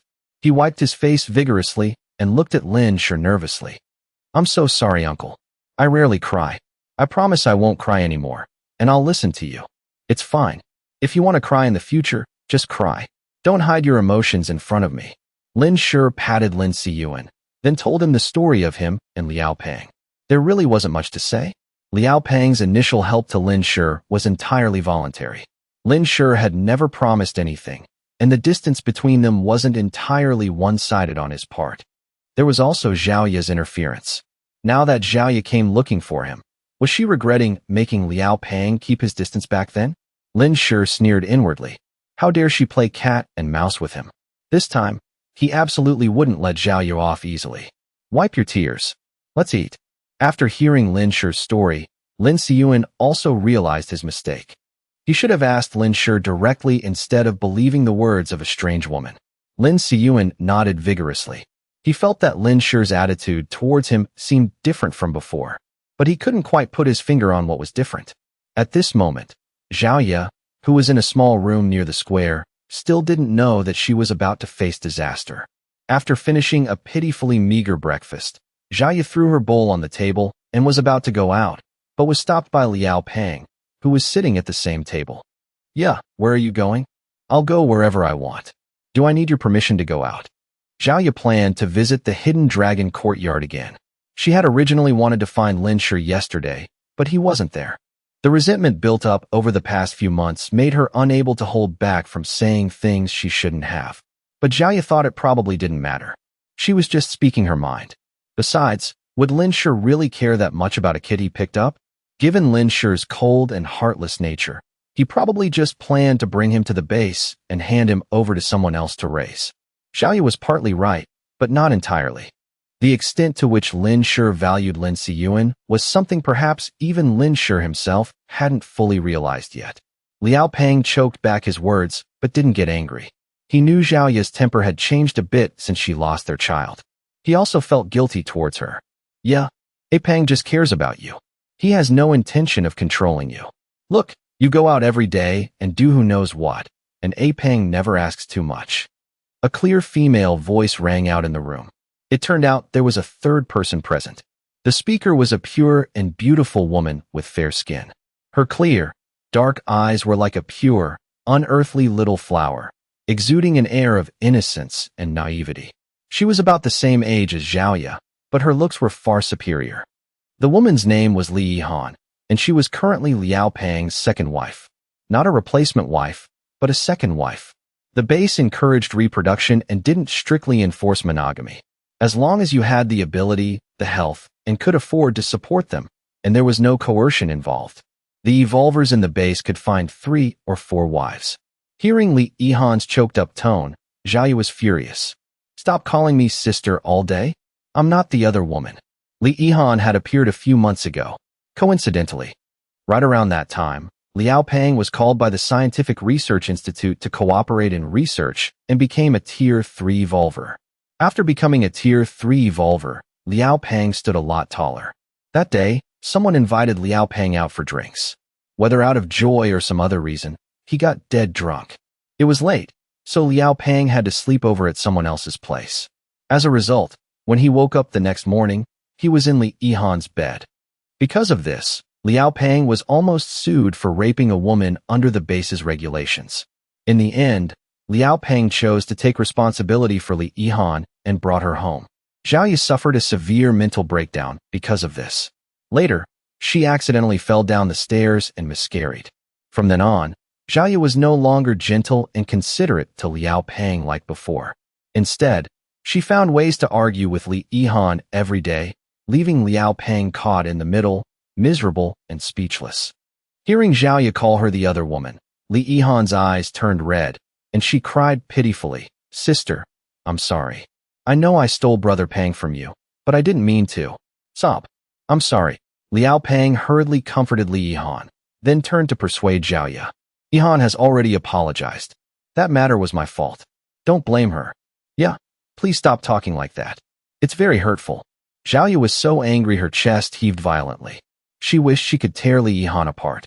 She used to think she was high class, but she didn't expect Li Yihan to be even more so. Zhao Ye knew very well that Liao Pang had been deliberately set up by someone to get involved with Li Yihan. Moreover, her miscarriage was also Li Yihan's doing. Zhao Ye had told Liao Pang about this many times, but he didn't believe her. On the contrary, Zhao Ye's previous scheme to drive a wedge between Liao Pang and Lin Shi had been discovered and dealt with by Wang Chao. That incident remained a thorn in Liao Pang's heart. It made him feel both ashamed and resentful towards Zhao Ye. In addition, Zhao Ye's level wasn't as high as Li Yihan's, and her repeated failed schemes only brought trouble upon herself. This made Liao Pang see Zhao Ye's true colors more and more clearly, and he increasingly favored Li Yihan. Now, Zhao Ye was completely in despair over Liao Pang. She said viciously, "Humph. Liao Pang, you're really blinded by lard." She didn't know that Li Yihan was actually placed beside Liao Pang by Qi Yun. Thinking back to that day, Zhao Ye wanted Liao Pang to have no other women. Furthermore, she was dissatisfied with Lin Shi's attitude towards Liao Pang and feared Lin Shi, so she deliberately drove a wedge between them. Just wanting to watch over Liao Pang and live a good life, she had gone through great lengths to kill Su Feifei. In the end, she still couldn't protect Liao Pang, and another woman appeared, one she had indirectly brought to his side. If Zhao Ye knew that Li Yihan was found by Qi Yun to avenge her scheming against Lin Shi, she would probably die of anger. Seeing that Lin Shi didn't care, Qi Yun didn't kill Zhao Ye. He just found a beautiful woman to let Liao Pang enjoy some benefits, conveniently getting back at Zhao Ye. Li Yihan was also very good at seizing opportunities. She wasn't an independent woman like Qin Shuang. She just wanted to find a man to rely on. Hearing about the relationship between Liao Pang and Lin Shi, she was very happy to cooperate. In just a few short months, she successfully climbed the ranks. But Zhao Ye didn't know how to repent. Last time she secretly schemed to separate Liao Pang and Lin Shi, and this time she wanted to separate Lin Siyuan and Lin Shi. And since Lin Shi already knew about this, she was truly at death's door. Liao Pang still didn't know that Zhao Ye had caused a massive disaster. He was still trying to persuade her, hoping she would live peacefully. "Lin Shi is back. I want to go find him." Zhao Ye calmed down and suddenly spoke up. Hearing the name, Lin Shi, Liao Pang's eyes instantly changed. He let go of Li Yihan. "Boss is back. Why are you looking for him? Now you remember your boss? He came back yesterday, and you didn't even know." Zhao Ye said sarcastically. "Didn't you want me to stop contacting the boss?" Liao Pang frowned at Zhao Ye. "Yes, I don't want you to be Lin Shi's dog. It's dangerous and you get nothing out of it." Zhao Ye gritted her teeth and said, "But now Lin Shi has a kid. I think he must have changed his temper. Otherwise, you can go try and see." Before, she had devoted herself entirely to Liao Pang, only to end up in this situation. Now, Zhao Ye didn't want to let this talented and beautiful couple live comfortably while she suffered from hunger and cold. If Liao Pang continued to follow Lin Shi, who knows, he might get some benefits. Then her life would be better too.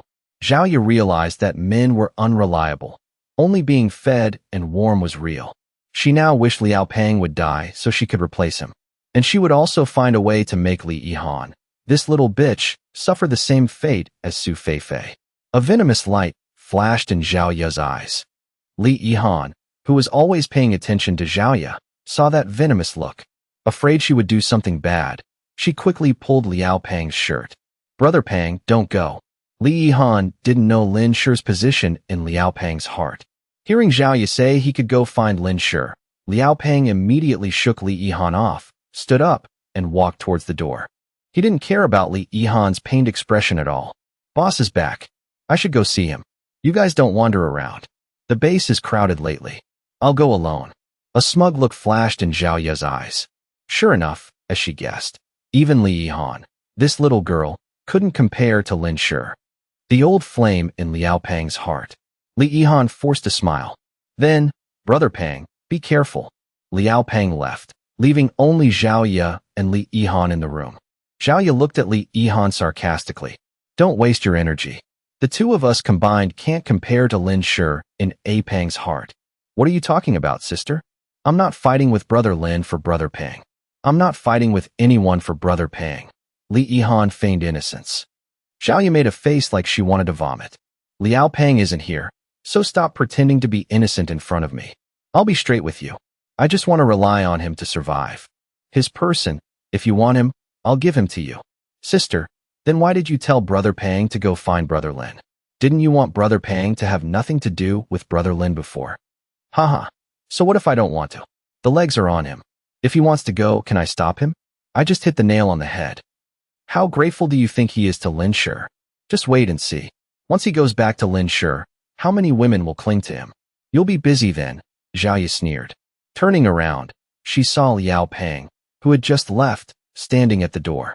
Beside Liao Peng was a cold young man and a teenager around 10 years old. It was Lin Shi and Lin Siyuan. You, Zhao Ye exclaimed in terror when she saw Lin Shi appear. She wasn't sure how much of what she just said Lin Shi and Liao Peng had heard. Liao Peng's expression was extremely complex. He wanted to look at Lin Shi, but didn't dare. Lin Shi showed no emotion. Seeing everyone was present, he told Lin Siyuan to repeat what Zhao Ye had said to him yesterday. Lin Siyuan stepped out from behind Lin Shi and repeated Zhao Ye's words from yesterday. Initially, Zhao Ye was still scared, but after swallowing hard a few times, she regained her composure and feigned innocence. What? What did I say yesterday? I've never even met that child. How could I have talked to him? Lin Shi, did you find the wrong person? Lin Siyuan's angry little face looked very cute. He frowned at Lin Shi. It's this woman. Even though I didn't open the door yesterday, I used my mental power to clearly memorize her appearance. Nonsense. How could a kid like you have mental power? Zhao Ye didn't believe in the supernatural. I'm a Tier 3 evolver. Of course I have mental power. Are you? A Tier 2 who doesn't even know what mental power is. Lin Siyuan was furious about Zhao Ye causing trouble yesterday. He stopped pretending to be a good boy and retorted bluntly. You brat. Who are you calling a Tier 2? Zhao Ye flared up, ready to argue back. At this moment, Lin Shi spoke up. My house has surveillance cameras all around. Do you need me to ask Lin Tianrui to check the footage? A hint of panic flashed in Zhao Ye's eyes. She didn't dare deny it anymore, but she remained stubborn. Fine, let's say I said it. I was just chatting with the kid. Lin Shi, you coming to my door just because I talked to a kid is a bit too much, isn't it? You wouldn't punish me just because I talked to a kid and you can't work with me anymore, would you? Zhao Ye still didn't think this was a serious matter. She thought Lin Shi couldn't possibly make things difficult for her over such a small thing. It was just that when she saw Lin Shi, she instinctively felt a bit nervous. Lin Shi's gaze was too sharp. In front of him, all her concealments and schemes were useless.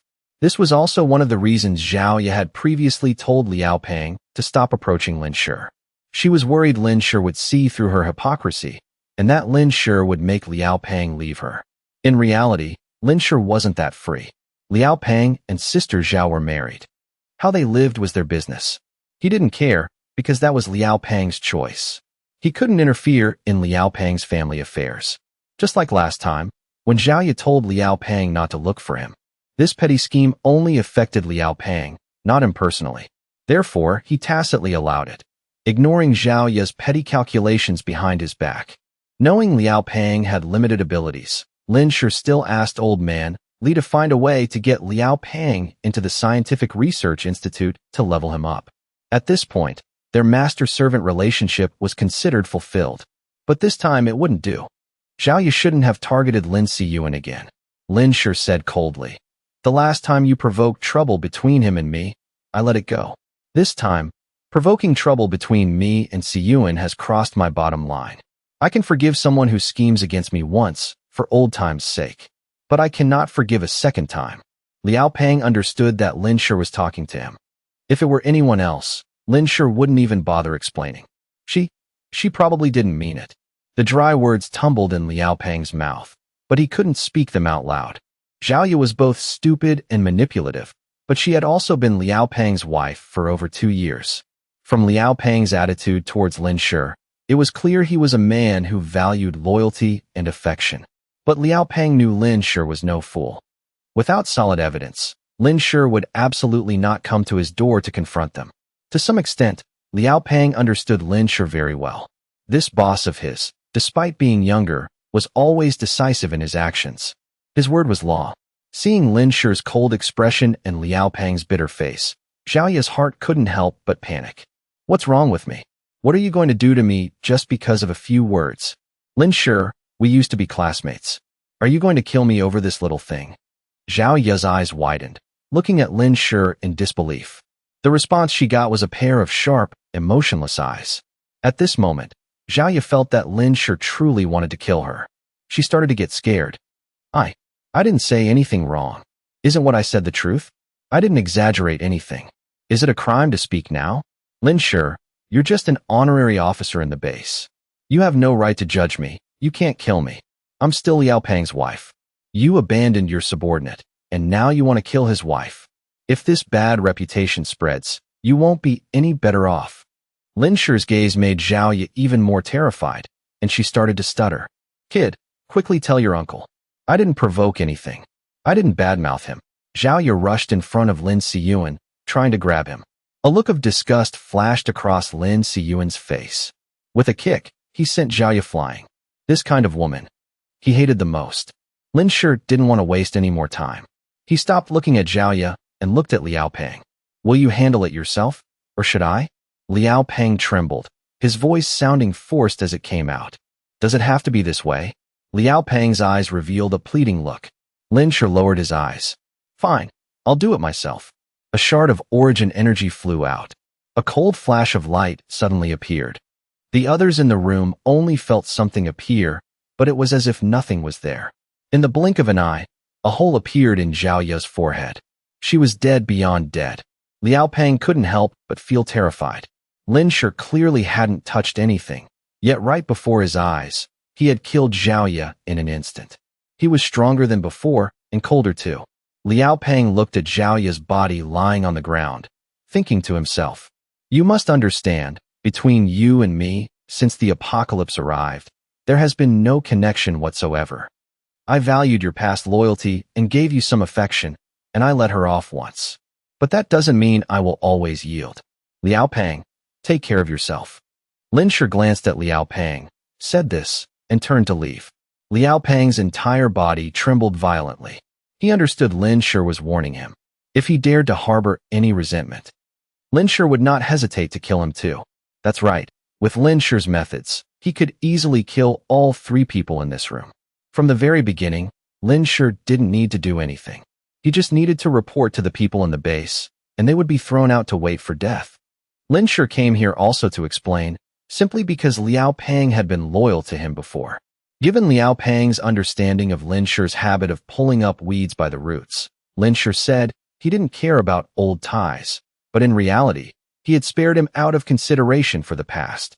If it were anyone else, Lin Shi wouldn't have left any survivors. This time, it was clearly Zhao Ya who brought disaster upon herself, seeking her own death, which was why Lin Shi killed her. What kind of person Zhao Ya was, Liao Peng had seen clearly in a short time. He had misjudged her. Liao Peng thought it through, his eyes lighting up, then showing regret and guilt. After this incident, he and Lin Shi would have almost nothing to do with each other for the rest of their lives. Compared to what Lin Shi had given him, he still owed Lin Shi much more. Liao Peng put aside his sorrow over Zhao Ya's death and bowed deeply in the direction Lin Shi had left. I'm sorry, boss.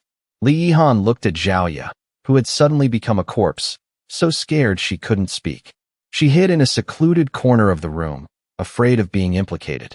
Only when she saw Lin Shi leave did she feel as if all her strength had been drained, her whole body going limp. Liao Peng heartbreakingly helped Li Yihan up. Brother Peng, how could sister offend such a powerhouse? She almost got us all killed. Sob. I was scared to death just now. Li Yihan sobbed in Liao Peng's arms. Liao Peng sighed. You was ignorant and didn't understand the boss. She probably still thought the boss was the easy-to-bully classmate from back then. Liao Peng learned that Zhao Ya and Lin Shi were classmates from Zhao Ya after marrying her. Knowing that in high school, Lin Shi lost his parents and was deceived by his classmates, Liao Peng couldn't believe it at the time. He knew Lin Shi to be resolute, decisive, ruthless, and someone who never let anyone take advantage of him. He told Zhaoye he knew Lin Shi, but Zhaoye scoffed at it. How could a person change so drastically in such a short time? Ever since fleeing to Sha City, Zhaoye was introduced to Liao Peng by Su Feifei, and from then on, she was protected very well by him. So while that Zhaoye forgot this was the apocalypse, not peaceful times anymore. The legendary god of slaughter wasn't just a baseless rumor. Unfortunately, Zhaoye thought she was smart, but was very stubborn, ultimately getting herself killed. We can't afford to provoke a boss like that. Being able to live in this area is already a blessing. We're surrounded by people with real power in the base. From now on, you must be careful with your words and actions. Got it. Li Yihan was still terrified and nodded repeatedly. Even if you gave her 100 times the courage, she wouldn't dare offend Lin Shi. You have to know, she was brought here by Qi Yin just to let Lin Shi vent his anger. She decided to keep this secret hidden and live well with Liao Peng. Although Liao Peng wasn't strong, he was very sincere. Zhaoye was truly stupid to dare provoke such a person. She deserved to die. At the same time, in another place, Dai Xiaodai looked at Qin Shuang and the people blocking her, saying warily, "What do you want?" "Qin Shuang, I already gave you that origin beast. Is this how you repay me?" At this moment, they were over 20 kilometers away from the base. After being humiliated yesterday, Dai Xiaodai got angrier the more she thought about it at home. Early this morning, she took her origin beasts and left the base. She felt everyone's eyes were mocking her, making her want to kill someone. She would rather die than stay in the base anymore. She wanted to go somewhere without Lin Shi, without Qin Shuang. Qin Shuang said expressionlessly, "First of all, you didn't yield that tier 6 origin beast to me. Lin Shi gave it to me. Secondly, Comrade Dai Xiaodai, why didn't you report your departure from the base? Or does our base lack the hospitality of a host?" Dai Xiaodai's face was cold, feeling that Qin Shuang was deliberately showing off to her. Her voice was full of resentment. "Even if Lin Shi gave it to you, you don't need to show off in front of me. I'm just a free evolver. There's no rule forbidding me from leaving the base. It's true that free evolvers are free to come and go, but you still have to register when you leave, not sneak away like you did. Furthermore, since you want to leave the base, I forgot to tell you, the base has a rule. Anyone who brings origin beasts into the base, even if they leave, must leave the origin beasts behind. You can go, but your origin beasts must be destroyed." Qin Shuang drew her weapon, pointing it at the white tiger behind Dai Xiaodai and the other origin beasts. Beside Qin Shuang was a group of tier 5 evolvers. They were the same group who had spoken to Dai Xiaodai in the office yesterday. They also drew their weapons, aiming at Dai Xiaodai and the origin beasts behind her. The white tiger behind Dai Xiaodai let out a threatening growl, ready to attack at any moment. Thus, the two sides were in a clear standoff. Ever since the origin beast hunting plan began, the base had managed origin beasts very strictly.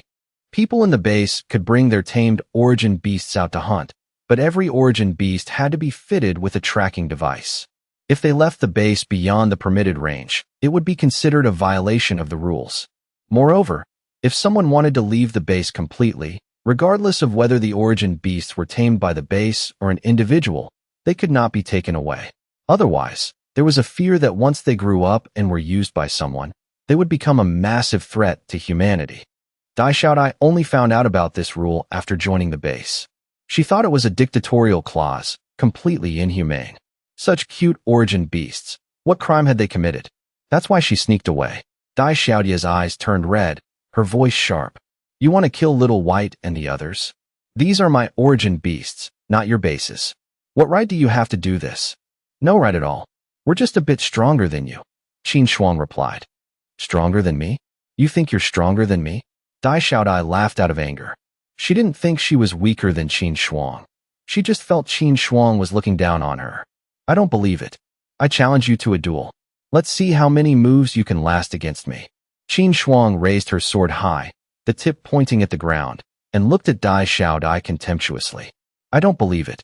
Unable to bear the humiliation, Dai Xiaodai raised her short knife and charged at Qin Shuang. "Don't move," Qin Shuang told the people behind her. The others stood still, especially the newcomers who had never seen Qin Shuang fight. They really wanted to see her true strength.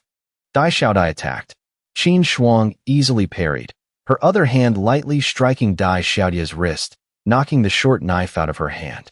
Then Qin Shuang grabbed Dai Xiaodia's arm and twisted it hard, almost dislocating it. Dai Xiaodai let out a miserable scream, her body involuntarily changing direction. Qin Shuang's rich combat experience had been forged through countless life and death battles. Even Wang Chao wasn't entirely confident he could beat Qin Shuang, let alone Dai Xiaodai, a weakling protected by luck. Dai Xiaodai struggled in Qin Shuang's grasp. A knee strike from Qin Shuang sent her crashing to her knees. The evenly matched battle Dai Xiaodai had imagined was completely contrary to reality. Instead, there was only this humiliation. Dai Xiaodia's eyes were red. She was about to go mad with anger. "Let me go? Little White, kill them for me." Little White, the white tiger, roared. The other origin beasts charged together at Qin Shuang and her team, bearing their sharp fangs. "Captain Chun, use the weakening powder," Qin Shuang ordered. Chen Xiang, the man with Qin Shuang, raised a strange-looking gun and fired it at the white tiger and the other origin beasts. Bang! A bullet exploded into a cloud of powder among the beast pack. The tiger and the other beasts charged forward, but after only a few meters, they stumbled. Several origin beasts fell, suddenly weakened. It was the powder previously used against Wang Chao. Origin Energy Weakening Powder. Clearly, this powder also worked on origin beasts.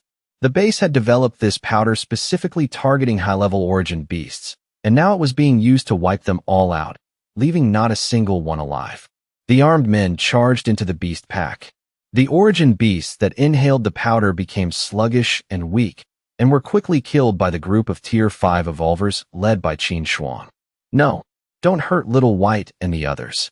Dai Xiaodai sobbed as she watched the white tiger and her familiar origin beasts being killed right before her eyes. "Qin Shuang, tell them to stop. Don't hurt them. Qin Shuang, I beg you." "I'll explain. I beg you, spare Little White and the others." "Stop! Stop!" Dai Xiaodai wailed, but no one was moved. The fierce battle raged on every second. It wasn't until the last Tier 5 white tiger was slashed to death by Chen Xiang that Qin Shuang released Dai Xiaodai, sheathed her sword, and said to her despairing face, "Deal with the corpses of these origin beasts yourself. I won't take them from you this time. Let's go." Out of humanity, the base wouldn't kill Dai Xiaodai. Qin Shuang turned her back, leaving Dai Xiaodai behind, and signaled for everyone to leave. Dai Xiaodai rubbed her arm, which was almost dislocated by Qin Shuang's grip, glaring at Qin Shuang's back with deep resentment and hostility. A second later, Dai Xiaodai picked up the short knife that had fallen in the snow and stabbed fiercely at Qin Shuang's back. "Go to hell, you bitch." Dai Xiaodai crazily wanted to kill Qin Shuang. But in her madness, Dai Xiaodai didn't see Qin Shuang, who had taken a few steps, smile faintly. Just as Dai Xiaodai said, she had only said a few words. Her crime didn't warrant death. As a member of the base, Qin Shuang had to follow the rules. But when threatened, she had every right to defend herself. Sensing the killing intent from behind, Qin Shuang slightly shifted her body, dodging Dai Xiaodia's attack, and then delivered a powerful kick to her opponent's stomach. Dai Xiaodai was sent flying, rolling several times in the snow. She coughed violently, spitting out a mouthful of fresh blood. "Qin Shuang, you'll die a horrible death." Dai Xiaodai narrowed her eyes at Qin Shuang, as if looking at an irreconcilable enemy. Qin Shuang picked up Dai Xiaodia's dagger, twirling it in her hand. "I know you won't see me die a horrible death, because you'll die first." Saying that, she raised the knife towards Dai Xiaodai. Seeing that Qin Shuang wasn't going to let her off, Dai Xiaodai panicked and backed away continuously. "You said you wouldn't kill me. If you hadn't attacked me just now, I naturally wouldn't have killed you. But everyone here saw that you struck first. I was just too angry just now. I didn't mean to. Wait, I know Lin Shi. Don't kill me." Seeing Qin Shuang approaching, Dai Xiaodai shook her head frantically. "You know Lin Shi?" Qin Shuang laughed. Initially, she thought Dai Xiaodai really knew Lin Shi, which was why she confidently claimed Lin Shi would stand up for her. But after seeing Lin Shi's attitude towards Dai Xiaodai yesterday, Qin Shuang knew that Dai Xiaodia's so-called knowing was just having met Lin Shi. That kind of meeting meant nothing in Lin Shi's eyes, not even enough for him to care. I really know him. Back in the capital, we shared a room. We. Dai Xiaodai couldn't bring herself to say that she had actively pursued him, but was rejected by Lin Shi, her face turning bright red.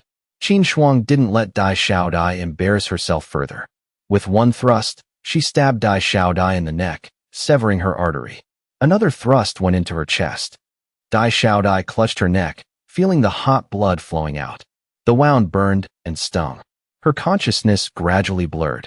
She opened her mouth, and before her eyes seemed to appear the face she had seen in her dreams 100 times. Lin. Dai Xiaodai died. Qin Shuang widened the wound on Dai Xiaodai's neck with a few more slashes to make absolutely sure she was dead, before calmly grabbing some snow from the ground to wipe her hands. The person is dead. Bring this body and the origin beast corpses back. Don't waste them.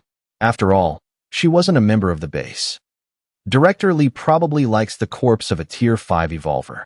The others, especially Qian Quan and the rookies, couldn't help but feel terrified witnessing that scene. Returning to the base, Qin Shuang was very likely to become a Tier 6 evolver. The base had gained another person no one dared to offend, especially a woman, who held grudges even more. Best not to offend her. When Qin Shuang and the others returned to the base, Lin Shi was meditating in the hidden dragon courtyard. He didn't know about Dai Xiaodai's death, nor did he care. Lin Shi opened the status panel he hadn't checked in a long time. Subject data: Lin Shi, 23 years old. Mutation direction: none. Evolution level: Gene Lock Tier 8. Internal origin power: 10,000 units. Mental power: 10,000 units. Abilities: plant growth acceleration, mind control. Lin Shi did a rough calculation. At his current speed, breaking through to Tier 9 would take at least a few decades. Even longer. This was inevitable. The stronger you get, the harder each step forward becomes.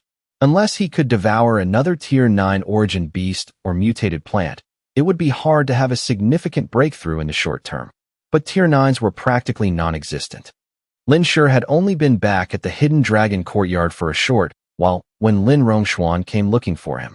This time, Lin Shi didn't even let Lin Rongxuan through the door. You're the one who beat up my cousin? Lin Shi looked at Lin Rongxuan. His gaze was distant. Qi Yun had been instructed by him the day before, and the next day he was severely injured, coming to him to avoid Lin Rongxuan. Those injuries definitely weren't self-inflicted by Qi Yun late at night. According to Lin Siyuan's description of the injuries, he was definitely beaten by someone. In this courtyard, who else could beat Qi Yun to the point of being unable to fight back, other than Lin Rongxuan? Even though the man in front of him was his father, he hadn't raised him for a single day. Lin Shi didn't feel the need to show him any special gratitude.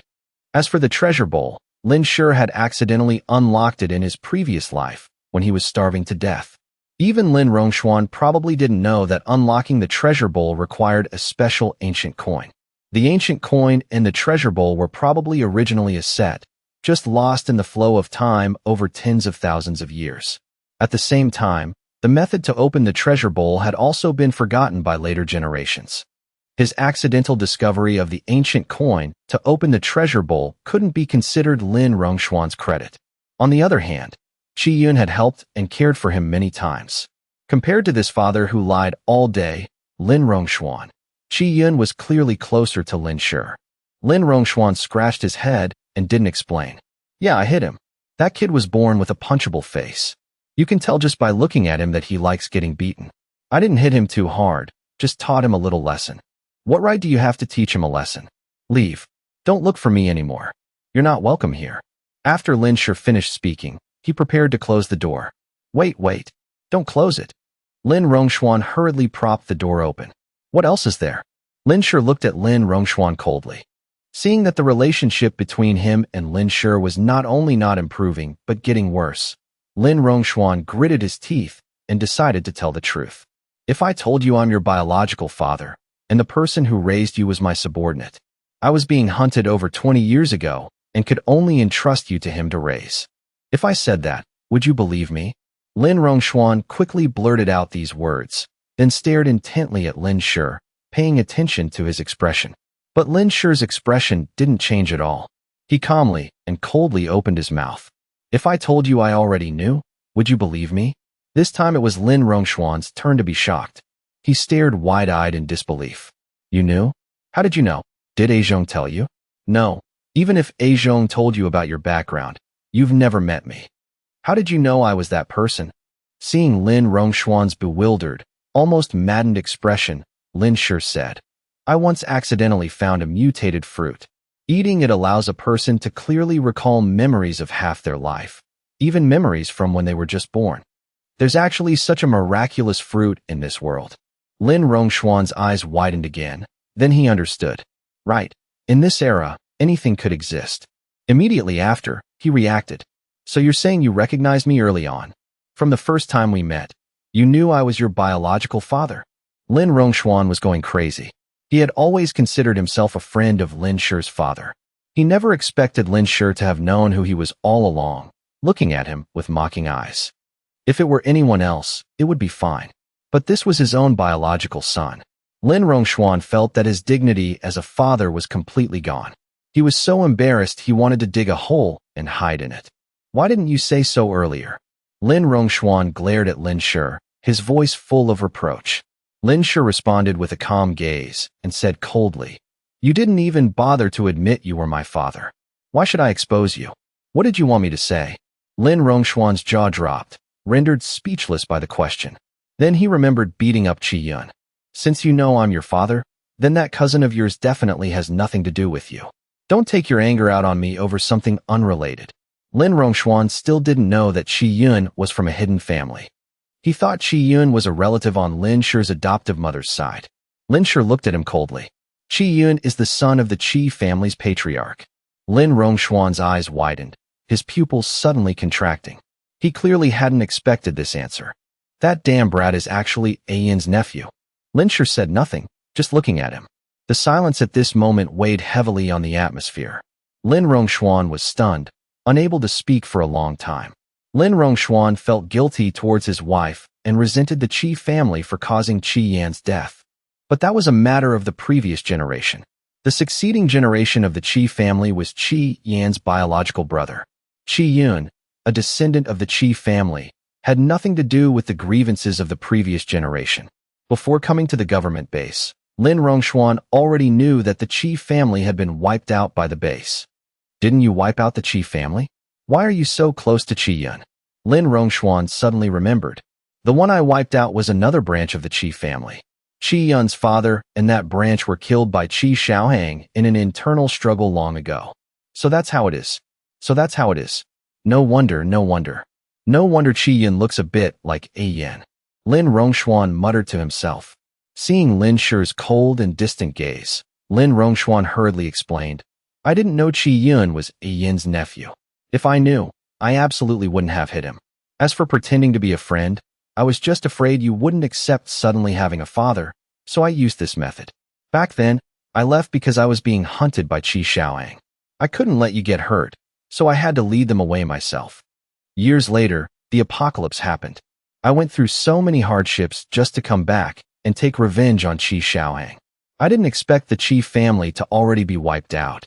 I especially didn't expect you to already know your identity and take revenge for me. Lin Rongxuan recounted his experiences from back then. It sounded brief and seemingly light, but it contained countless hardships. It turned out that even before the apocalypse, Qi Xiaohang had always been searching for Lin Rongxuan's whereabouts. Back then, Lin Rongxuan shouldered all the danger and the whereabouts of the treasure bowl, constantly fleeing from Qi Xiaohang. Thanks to this, Lin Shi and Lin Mingjin hadn't been discovered by the Qi family all these years, not even suspected. Lin Rongxuan's eyes were full of guilt, yet they also held a father's love for his son and boundless longing. Lin Shi, I'm sorry. I've made you suffer all these years. Lin Shi's eyes changed. He really didn't care about this person, but for some reason, when he heard Lin Rongxuan say, I've made you suffer all these years, his nose stung. He stubbornly turned his face away. What's the use of an apology? Can an apology bring the dead back to life? In my previous life, I didn't even know who my biological father was until I died.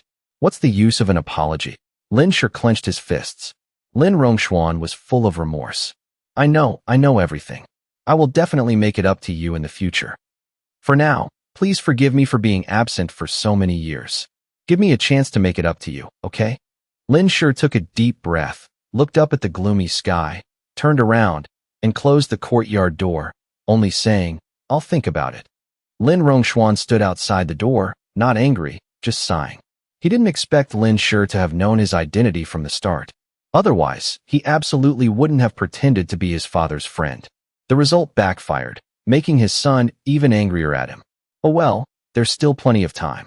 I will make it up to my son. Lin Rongxuan turned and left. Returning to his room, Lin Shi saw Lin Siyuan studying Chinese. Seeing Lin Shi, Lin Siyuan tilted his head and asked, "Uncle, why are your eyes so red? Is the wind really strong outside?" "Yeah, the wind is really strong. Don't go outside." Lin Shi went upstairs to his room. Lin Siyuan used his mental power to glance outside. It was normal. The wind wasn't strong at all. In the following period, Lin Shi's life was quite peaceful. The Origin Energy Forging Research Institute had officially started. Every day, besides meditating and absorbing origin power, Lin Shi occasionally relied on information provided by Lin Tianrui to hunt large packs of origin beasts or high-level origin beasts. After that, he would take care of the little vine. His plant growth acceleration ability, after a few tests, proved effective on the little vine. But the little vine's level was too high. Using plant growth acceleration once had limited effects. To see significant results, Lin Shi had to consume a lot of origin power. Therefore, Lin Shi threw himself into working day and night. Whenever Lin Tianrui had news about beast packs or high-level origin beasts, Lin Shi would actively go hunting. For most origin beasts, he used the treasure bowl to absorb all their origin power, then brought them back to store. He left some lower-level origin beasts for Lin Tianrui. During this time, Lin Shi gifted a Tier 6 origin beast to Wang Chao. Qin Shuang, after harvesting the Tier 6 Drunken Rat Queen previously, had successfully advanced, unlocking the Tier 6 gene lock. Wang Chao, after receiving Lin Shi's gift, also similarly unlocked the Tier 6 gene lock. Wang Chao thanked Lin Shi profusely, gifting back quite a few small items he had picked up during missions. Later, with the help of Wang Chao and Qin Shuang, 2 Tier 6 evolvers, they hunted a Tier 6 origin beast themselves. But unfortunately, the person who hunted that Tier 6 origin beast didn't advance after absorbing it. This was also normal. Everyone's absorption of origin power and the growth rate of their mental power were different. Not everyone had the talent of Qin Shuang and Wang Chao, and certainly no one could be like Lin Shi, favored by heaven and possessing the treasure bowl, leading humanity. After absorbing a massive amount of origin power, Lin Shi used his plant growth acceleration ability on the little vine every week. He still used it on the golden fruit tree once a day. This mutated plant, continuously accelerated and evolved by Lin Shi, also increased in level. Currently, it had at least reached the level of a Tier 6 mutated plant. Each fruit could increase Lin Shi's mental power by 600 points. It bore fruit about once every half month. Besides improving his own strength, Lin Shi focused most of his energy on training Lin Siyuan. Over the past 2 months, Lin Siyuan had quickly reached Tier 5. Lin Shi not only raised Lin Siyuan's level, but also had the Tier 6 Little White help Lin Siyuan train and improve his combat abilities. Although Lin Siyuan was still young, this wasn't peacetime. It was the apocalypse. The apocalypse was always full of hidden dangers. If there was a situation where Lin Shi couldn't help, the boy had to be able to protect himself. And Lin Siyuan was very hardworking. He completed all the grueling training tasks Lin Shi assigned, without a single complaint. Even when his body was covered in injuries, after taking recovery medicine, he would continue training the next day. Lin Siyuan made rapid progress in killing, thanks to the high-intensity training. Not only that, Lin Shi also taught Lin Siyuan and the Demon King the method of meditation. During the day, Lin Siyuan practiced actual combat and ate a lot of origin beast meat. At night, he meditated. That day, Lin Shi had just returned to the base after killing a Tier 6 origin beast when he met Lin Tianrui, who had been waiting in the courtyard for a long time. "Brother Lin, you're finally back." Seeing Lin Shi enter the courtyard, Lin Tianrui hurriedly greeted him. "Leader Lin, what do you need me for?" Lin Shi asked. Lin Tianrui looked grave.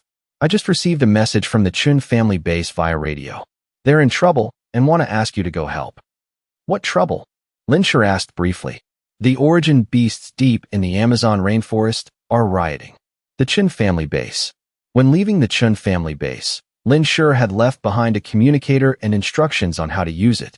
According to Lin Tianrui, at this moment, Chen Tianxiong was holding the radio, pacing back and forth anxiously. He occasionally looked up at the communicator to see if there was a reply. Fortunately, heaven didn't disappoint him, and he didn't have to wait long. The radio vibrated, displaying a short message. "On the way. Be careful." "Excellent." Chen Tianxiong felt as if a heavy burden had been lifted. But just as he put the radio down, hurried footsteps sounded outside the door. "Patriarch, this is bad. The origin beast pack is heading towards our base." "What? So fast?" Chen Tianxiong jumped up in shock. "Where is the beast pack?" "Over 100 kilometers away from the base, moving rapidly towards us. It's estimated they'll reach the base gates in 2 to 3 hours. Quickly notify everyone to prepare for the highest level battle. At the same time, inform everyone that Senior Lin Shi's reinforcements are on the way. Tell them not to panic." Chen Xiefeng immediately took the order and went to notify everyone. The entire Chen family base was in an uproar. The riot of the origin beasts in the Amazon rainforest, and the fact that they bypassed the Chen family base to attack the Freedom Base, was already known. The Freedom Base was established by politicians and the military of the former Dingtan Nation, a country that was once a technological superpower. The Chen family base and the Freedom Base didn't like each other, but they didn't cause trouble for each other either. The Freedom Base still developed in the direction of technology. They preserved many machines and even used the origin power inside origin beasts to research energy cannons. But the people at the Freedom Base never expected that the origin beast pack in the Amazon rainforest would bypass the Chen family base to launch a surprise attack on them. Moreover, the scale was something they had never seen before. The technology and military power they had always been proud of became like a mantis trying to stop a chariot in the face of hundreds of thousands of giant beasts. The base they had spent so much effort building collapsed in an instant. If Lin Shi knew the situation at the Freedom Base, he would probably sneer. Relying on external power wouldn't last long in the freezing apocalypse. No matter how fast human technology developed, it couldn't match the evolution speed of origin beasts. In his previous life, the government base also helped restore humanity's original technology. Fortunately, in this life, due to his influence, they were on the right track. Seeing the origin beast pack attacking the Freedom Base and being unstoppable, the leadership decided to abandon the base. They took key personnel and a portion of the base's supplies, using snowmobiles to flee to the Chen family base. Chen Tianxiong quickly went to Area B, the room Lin Shi had stayed in a few days ago. The room was filled with machines and screens. Many white people were working seriously in front of those machines. Chen Tianxiong walked straight up to a blond old man, about 60 years old, with sharp eyes. He asked directly, "Have you pinpointed the location of the origin beast pack?" This blond old man was the leader of the Freedom Base, and also the former president of the Dingtan Nation, Donald Gavin. Donald Gavin glanced at Chen Tianxiong, showing displeasure at his lack of manners. One of his attendants replied, "Leader Chen, the beast pack is 132 kilometers away to the northwest, moving towards us at a speed of 62 kilometers per hour. That's about 1.03 kilometers per minute. It's estimated they'll arrive outside the base in over 2 hours." Chen Tianxiong took a deep breath. Faster than he imagined. This was the largest beast tide attack since he established the Chen family base. According to Donald Gavin, based on his experience with previous beast tides, most were Tier 3 and Tier 4 origin beasts, with many Tier 5s among them. They even seemed to have spotted Tier 6 origin beasts. Chen Tianxiong was truly worried. Could reinforcements make it from the Eastern Hemisphere to the Western Hemisphere before the base was attacked? Without reinforcements, he feared the Chen family base would hardly escape danger. Does Leader Chen have a plan? "I don't want to leave this land of freedom unless absolutely necessary." Donald Gavin sat in a leather chair, crossing his legs, looking up at Chen Tianxiong, waiting for an answer. "Have your people launch long-range attacks to slow down the beast pack. The reinforcements I've mobilized will arrive soon." Chen Tianxiong replied firmly. "How soon is soon, Leader Chen? You also know the current situation is extremely critical. I have to be responsible for the lives of my people.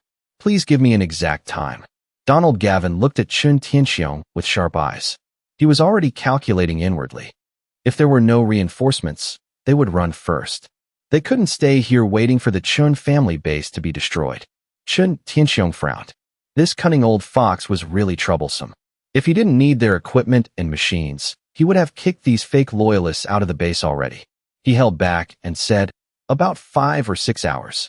Actually, Chun Tianxiong didn't know how fast Lin Shi was.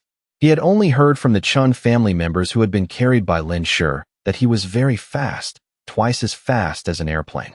So, calculating based on that speed, it would take about 10 hours from the Xia Nation to here. Chun Tianxiong didn't dare say 10 hours, otherwise they would run away.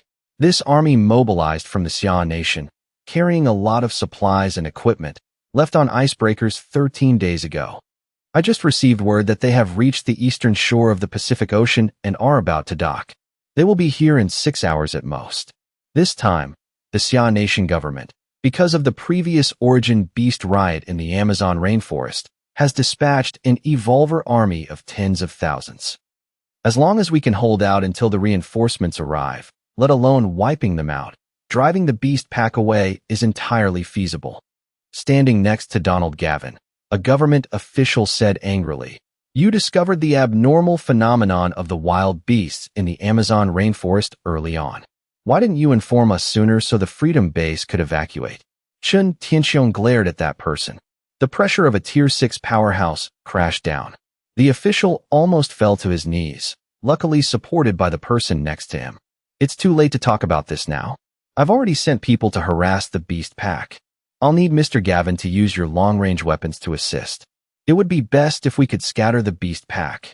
Within the base's perimeter, we are setting up traps to stop the beast pack. Next, I need Mr. Gavin to join forces with me to protect this place together." Chun Tianxiong was calm and confident, seemingly unafraid of the hundreds of thousands of wild beasts. Donald Gavin was half skeptical. Would the Xia Nation really send such massive reinforcements? Chun Tianxiong nodded decisively. Of course, our Xia Nation is vast. When one person is in trouble, help comes from all 8 directions. A single arrow pierces the clouds, and an army of 10,000 comes to meet it. Having lived for over 100 years, who didn't know a few tricks?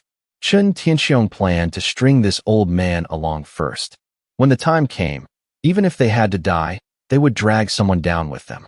Hearing Chun Tianxiong spout a string of Chinglish, Donald Gavin was stunned. It took him a moment to understand what he meant. "I'll trust you this once." Donald Gavin stared at Chun Tianxiong. Chun Tianxiong nodded in satisfaction and said confidently, "Don't worry. But if we can't hold them off, I'll run immediately. Why stay here and die? No one knows that the Chun family's century-old foundation is all right here." He couldn't just leave. But Chun Tianxiong wouldn't let the Chun family bloodline be wiped out either. He had prepared 2 backup plans, though he wouldn't reveal them to Donald Gavin and the others. After Chun Tianxiong left, someone asked Donald Gavin, "Mr. President, do you really trust that old man? He might just be tricking us into helping him." Donald Gavin sneered. Naturally, he wasn't one to trust others easily. He waved his hand and told his subordinate, "Be ready to retreat at any moment. Send someone to check on the other Chun family members in the base. I don't believe Chun Tianxiong can fake this all by himself, let alone fake the atmosphere of the entire headquarters." Faced with life and death, everyone feels fear. If the other Chun family members in the base show signs of panic, it means they don't actually have powerful reinforcements. "We'll prepare to pull out immediately." The president's sharp deduction. Inside the Chun family base, upon hearing that Lin Shi was on his way, the anxiety of the other Chun family members was instantly soothed. Senior Lin Shi is coming. What is there to fear? When Senior Lin Shi appears, even an army of 10,000 wouldn't be a match for him. Under the simultaneous strike of 10,000 swords, wouldn't those origin beasts be completely wiped out? The scouts Donald Gavin sent saw this exact scene.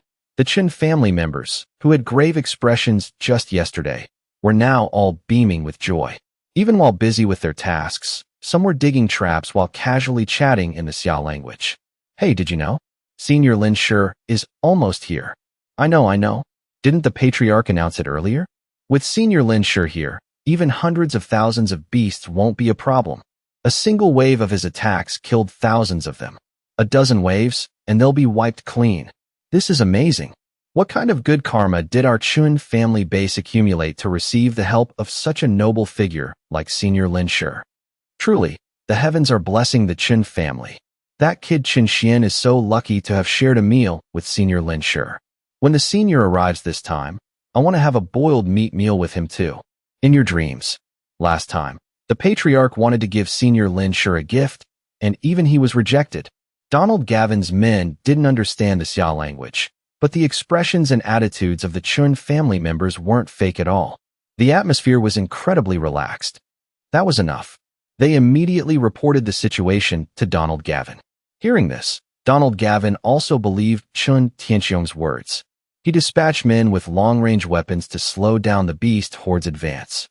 As long as the base held, he would first help Chun Tianxiong defend it and drive off the origin beasts.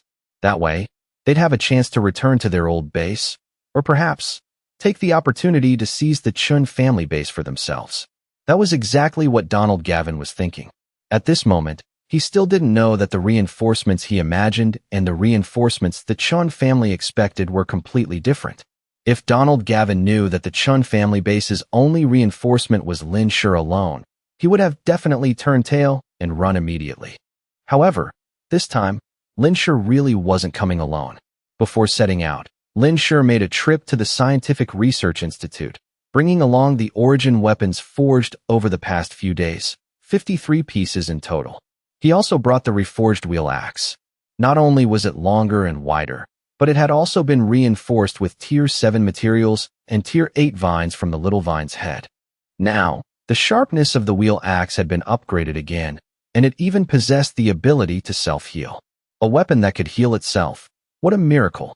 Li Xinke deeply regretted not keeping a piece of the Tier 8 vine for research, beating his chest and stomping his feet in frustration. He kept clinging to Lin Shi, insisting that Lin Shi get more vines for him to study, almost dropping to his knees to beg. The little vine's vines contained massive amounts of energy and couldn't be replicated. Left with no choice, Lin Shi secretly gave the little vine a quick snip, producing a newly grown segment of vine for Li Xinke. Only then did Li Xinke let Lin Shi go. But seeing that old man Li's efficiency in forging origin weapons was still so high and materials were abundant, Lin Shi added another 200 items to the order. Good thing Lin Shi left quickly, otherwise Li Xinke might have thrown an unfinished sword blank right at his face.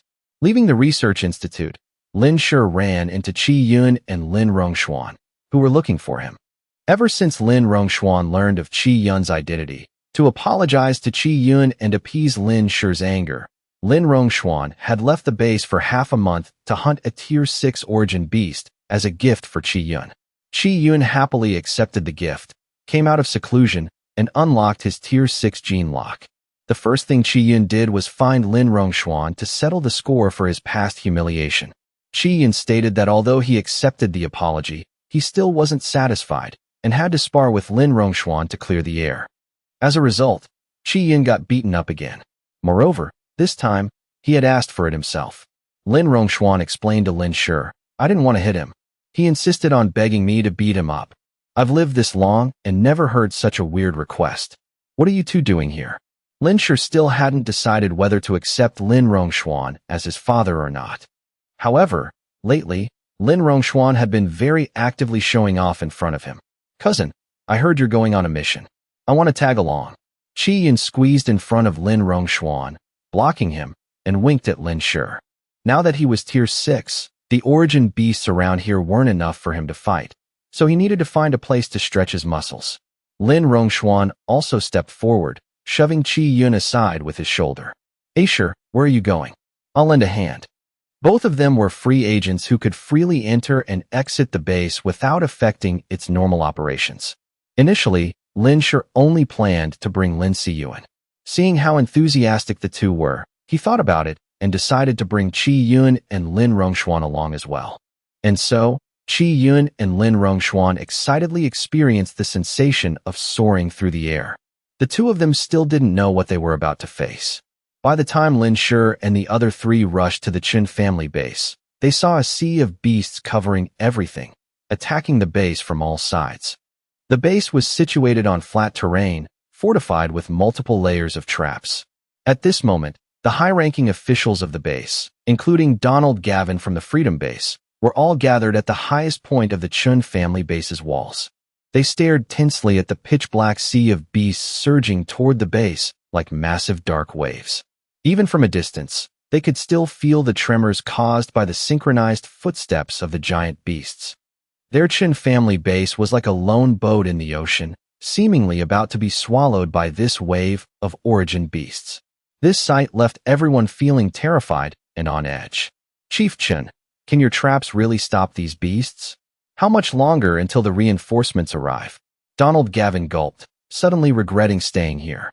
If the reinforcements Chun Tianxiong spoke of didn't arrive, wouldn't they just die here alongside the Chun family base? Chun Tianxiong's expression was grave. Just a little longer. We can definitely hold them off. The reinforcements will arrive as soon as the beast horde enters firing range. Use all long-range weapons. Don't hold back. Everyone, hold your ground. We have powerful reinforcements. Holding the line means victory. Chen Xiefeng shouted loudly beside him, boosting everyone's morale. After a murmur of discussion, Donald Gavin asked Chun Tianxiong again, Chief Chun, it's been almost 2 hours. Are you sure the reinforcements will arrive in 3 hours like you said? This is the time to stabilize morale. Annoyed by the constant questioning, Chun Tianxiong snapped, I'm an old man who's lived longer than you, and even I'm not scared. What are you so afraid of? Donald Gavin had never been yelled at like that before.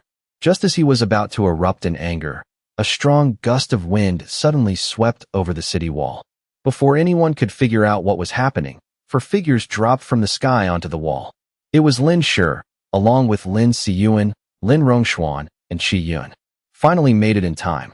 You fly way too fast. My heart is still pounding. Lin Rongxuan and Qi Yun saw the dense beast horde surging from afar. At first, they were startled, but remembering that Lin Shi was here and that they could fly, they felt practically invincible.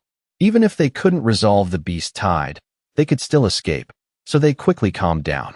From midair, Lin Shi had already assessed the beast tide situation. There were roughly over 300,000 mutant beasts, mostly Tier 3. Although Tier 3 mutant beasts didn't have high combat power, quantity breeds quality.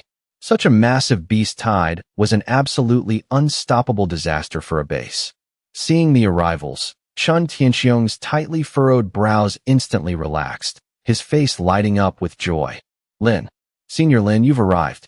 Ever since learning that Lin Shi had reached Tier 7, Chun Tianxiong had secretly prepared to change how he addressed him. It was just that, given his old age, calling him senior felt a bit unnatural. But the others called out very naturally. Senior Lin Shi. The Chun family members looked thrilled. It was as if they had found a solid pillar of support. With Lin Shi here, they were no longer afraid. Donald Gavin also saw the 4 people drop from the sky.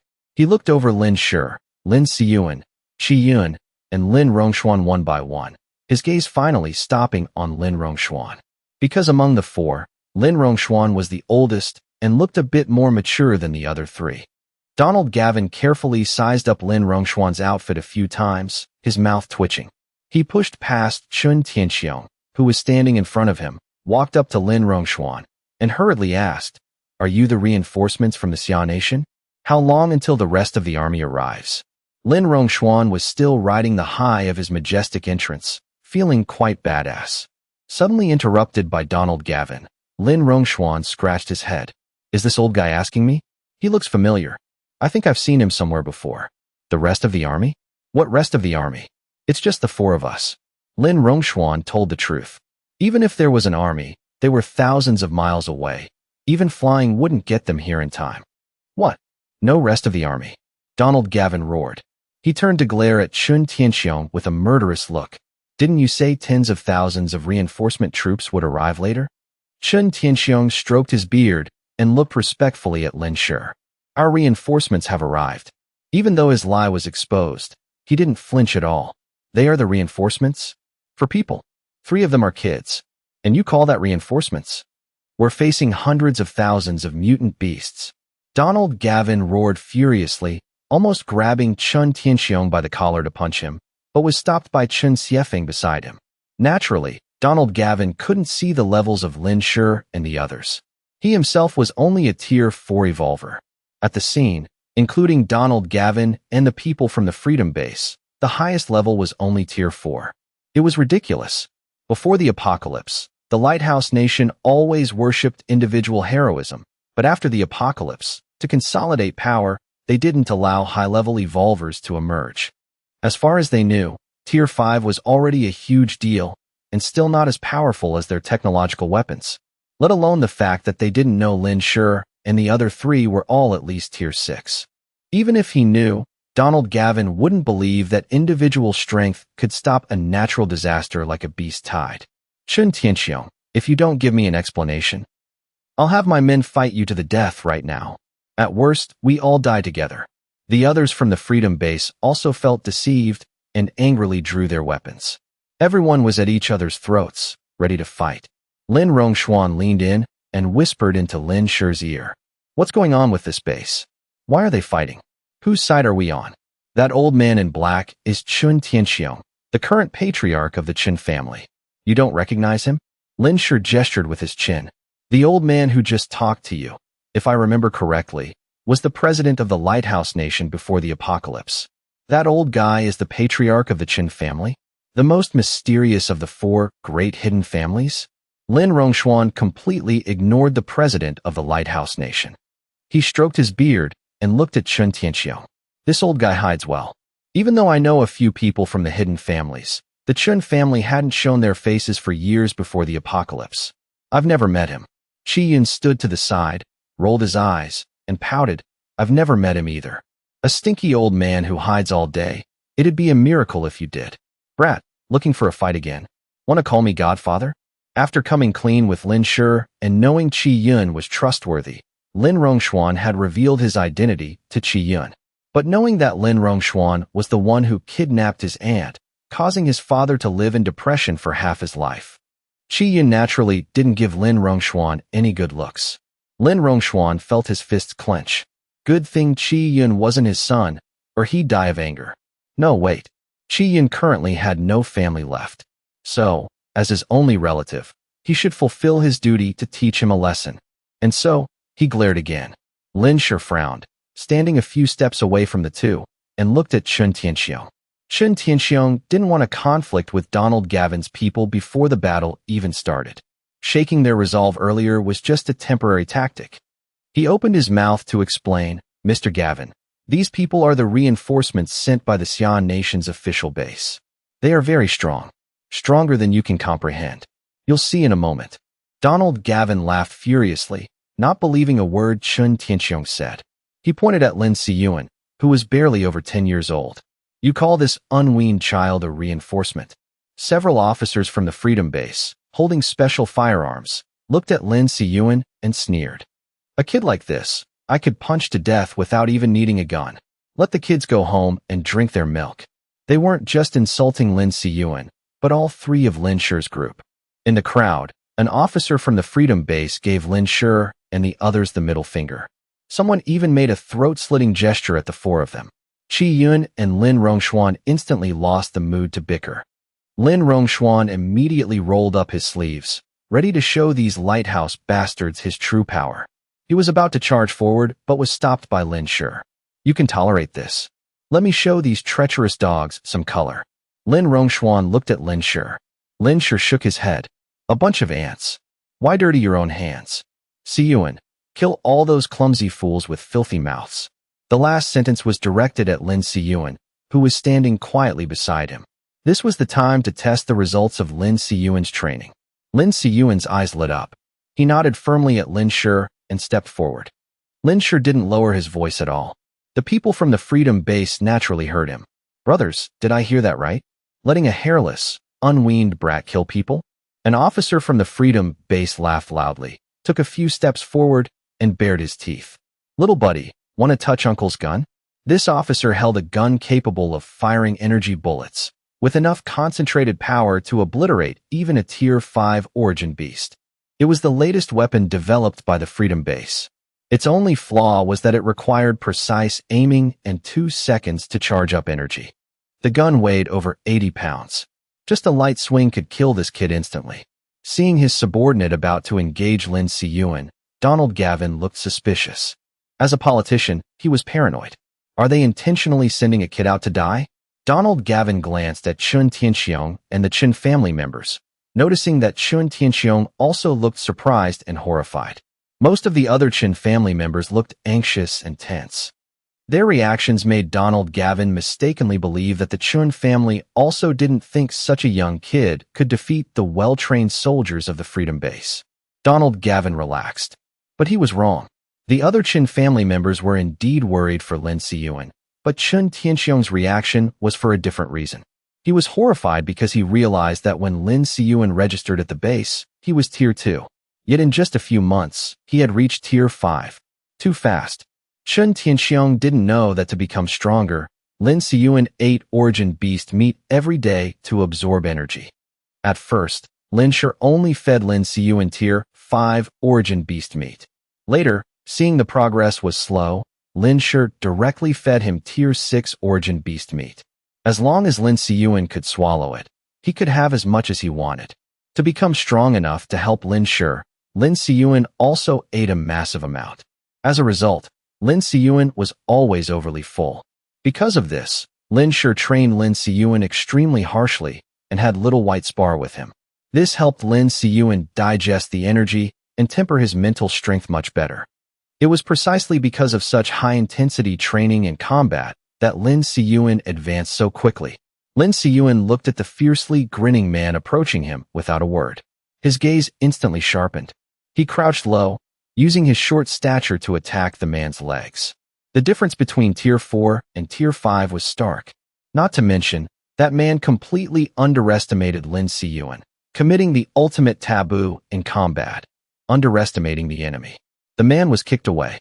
Before he could even steady himself, Lin Si-yuen had already lunged at him. Lin Si-yuen's speed was incredibly fast. In the blink of an eye, he delivered an elbow strike to the man's stomach. The man never expected Lin Si-yuen to be so fast and strong. He wanted to resist, but it was too late. Lin Si-yuen didn't give him a chance to catch his breath. The burly man was hit in the stomach, involuntarily hunching over. A pair of small hands grabbed his head.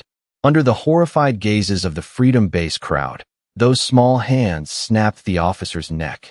Even in death, the officer couldn't believe he had died at the hands of a brat he hadn't even taken seriously. Insta-kill. An absolute insta-kill. Besides Lin Shi's group of 3, Chun Tianxiong had also recognized Lin Si-yuen's true strength. The others all showed clear terror. My God, how is that kid so strong? As expected of Senior Lin Shi's son. My son. That's my son. A few months ago, Chen Feng, the man behind the Chen family who witnessed Lin Si-yuen registering at the base, watched him cleanly and agilely kill the Freedom Base officer, his eyes wide and jaw dropped. Back then, when Lin Shi and Lin Si-yuen registered, Lin Si-yuen was only Tier 2, and Lin Shi was only Tier 3. And yet, this 10-year-old kid moved so fast he couldn't even see it clearly. And Lin Shi, the man he thought was just a Tier 3 evolver, was someone even the Tier 6 patriarch had to call senior. Who in the family could have known? He was 30 years old and still only Tier 4, while this kid was already Tier 5 in his early teens. Chen Feng teared up. Boo-hoo, I don't want to work hard anymore. I want a Tier 7 sugar daddy too. Chen Helu, Chen Xiefeng, and the others were also stunned by Lin Si-yuen. They had always heard that Lin Shi had a son. Before Lin Shi left, he had left Lin Si-yuen in the district. They had even secretly investigated. At the time, he was clearly just a Tier 3 kid. How did he become Tier 5 just a few months later? It wasn't that they couldn't accept someone breaking through to Tier 5 so quickly, but it was hard to accept that they had lived for 100 years only to reach Tier 4, while a 10-year-old kid was already Tier 5. This was the definition of comparison is the thief of joy. Didn't this make them feel like they had lived their lives in vain? Ugh, no. Why did they have to use the word again? Donald Gavin was both terrified and furious. He cursed inwardly. As expected, these Xia Nation people are full of tricks.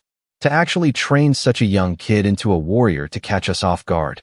At this moment, Lin Si-yuen struck again. Lin Siyuan remembered Lin Shi's instructions. Kill all those with filthy mouths and clumsy hands. Naturally, he wasn't going to kill just one person. Furious, Donald Gavin pointed at Lin Siyuan and roared, "Kill him."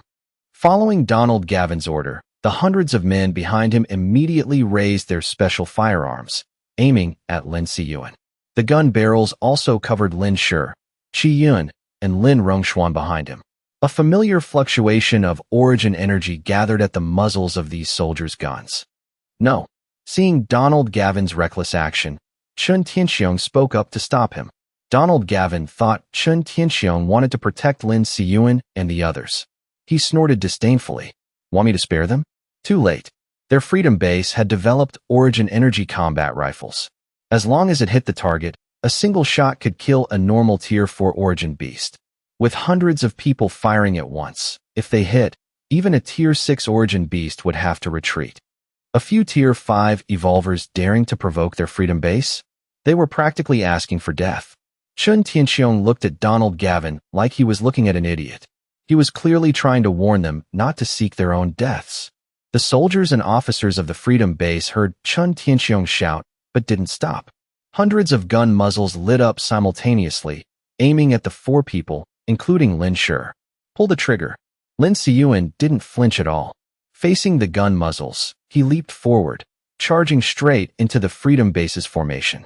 Although the Freedom Base's origin energy combat rifles were powerful, they required 2 seconds to charge.